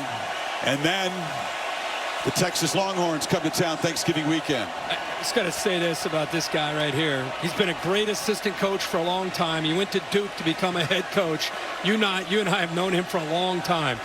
This guy down here with the recruiting base that they have, with the traditions that they have, with the the resources they have, in a matter of time, he's going to change the culture. This was extreme in the other direction when he got here. He's going to get it right, do the little things right. He's going to recruit. And, man, they're just scratching the surface of what this thing's going to become with his leadership. Did not inherit a bare cupboard on defense. There was talent here, obviously, but they do start 7 transfers. So they worked the portal well, picked guys very, very well, and developed players well. The offensive piece, I agree, that they'll continue to be recruits arrive on that side of the ball. Yeah. But this guy is a football coach, man. He is a tough, old school, demanding football coach, which is kind of tough to do in this transfer portal NIL era. But he draws a line in the sand, and the dudes that understand it, they stick around. The ones that don't, they get the hell out of here and they find new players. On a blackout night in College Station, a resounding comeback for Texas A&M, and the Aggies alone atop the Southeastern Conference, heading down the stretch run, looking very much like a playoff contending team. Let's get Mike Elko's reaction to this big win with Holly. Well, Coach, first time in school history, 5-0 in the SEC. What did it take tonight? Yeah, an awful lot of grit, an awful lot of toughness. We didn't do everything right, but our kids just battled. I thought we were physical at the line of scrimmage. I thought we controlled the running game. I thought we really pressured him in the second half. He's a great quarterback, but we kept him on the run, and we made enough plays to win. You allowed just 6 points in the second half. You changed the picture for him. How did your defense really shine? Yeah, I mean, the rush came through. I thought we did a really good job in coverage. Obviously, we created turnovers. That's huge. And this guy right here played a heck of a game, man. I'm so proud of our team. That's my next question, Coach. It's not easy to make a quarterback change in game. What made you believe in this young man so much? Yeah, he works his tail off. He never backed away. When we needed him early, he came. He was ready. When we went back to Connor, he stayed ready. We felt like the way the game was going, we needed him tonight, and he was still ready. He's a great kid. He's a great competitor. He won us a football game tonight. Thank you, Coach. Yeah, thanks. All right, Marcel. You're standing on the sidelines. You're not sure if you're going to play in this game or not. What went through your mind when Coach said you're going in next? I mean, I got to play. I got to be me. And all these guys trust me. Connor trusts me. Coach trusts me. It's a matter of me coming in and doing my job. I do what I'm coached to do, and I'm ready whenever my name is called. You weren't just ready. You came in and scored 3 straight touchdowns in a matter of minutes. How were you able to see it and use your speed for an advantage? Well, they didn't take me, so I kept being open and running. Until they make an adjustment, I was going to keep doing it. And, every time I did it, I scored. So it was just me making the read I was supposed to make and making plays. I know your dad, Rod Reed, was a coach for a long time. How has he taught you, whether you're the starter or not, to be prepared for a moment like this? He always just tells me to be ready. I mean, when I was first a freshman in high school, I wasn't the starter for the first 4 games. Then I became the starter. And, I mean, I always prepare like I am the starter. So whenever my name is called, I'm going to be there. And, you know, he just tells me every day, do your job. Don't do anything special. Be you. You know what to do. And when things go wrong, just run. Because he knows I have the gift in my legs. He tells me about it all the time. And he's seen it, so it's awesome. All right, 5-0 in the SEC. What does that mean for this program, given where you started the season? Obviously, it's a good thing, but I mean, we still got a long way to go. We're trying to get somewhere way further than being 5-0 in the SEC. Thank you so much, Marcel. Thank you. His maturity matches his ability. Coach's son, it helps, doesn't it? Because you can say, be ready when your number is called, prepare like a starter. But when Wegman, who was struggling, was told by Elko, I'm going to go with Marcel Reed, number 10 went in there, and he said they had no answer for him keeping the ball. No, and you know, again, I've known this kid a long time. I'm not shocked at all. His dad's a great man, does a good job of working with the mindset of playing quarterback and how it's always not going to be great. And you got to be able to stay engaged and continue to fight, and it's not shocking at all knowing him. What I love to see is how he impacted the entire team. They fed off of his energy. He's incredibly mature. You can see now in the SEC standings after the 2 undefeateds go head-to-head, A&M with that big win, they remain unbeaten. A&M doesn't play Georgia or Tennessee. Of course, they do have the Texas Longhorns here in the 30th. They got to dodge the upset trap on the road in Columbia and in Auburn, but this team looks tough to beat right now. Yeah, they do. I mean, again, teams are going to have a whole week now to get ready for Marcel Reed.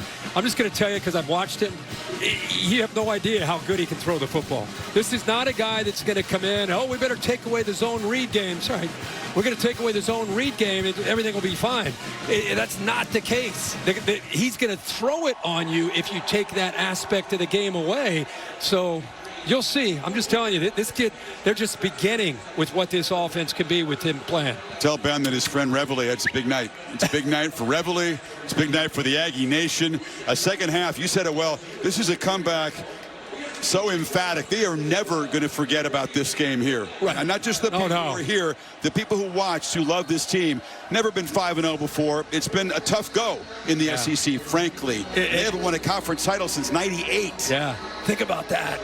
And look what's ahead of them right now. Now it's about handling all the pats on the back and keeping the edge that they've played with these last 4, 5, 6 weeks. Something tells me, though, Mike Elko might be a challenge, right? No doubt.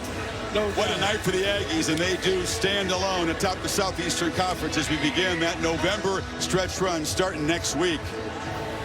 It was electric here tonight. We hope you enjoyed it.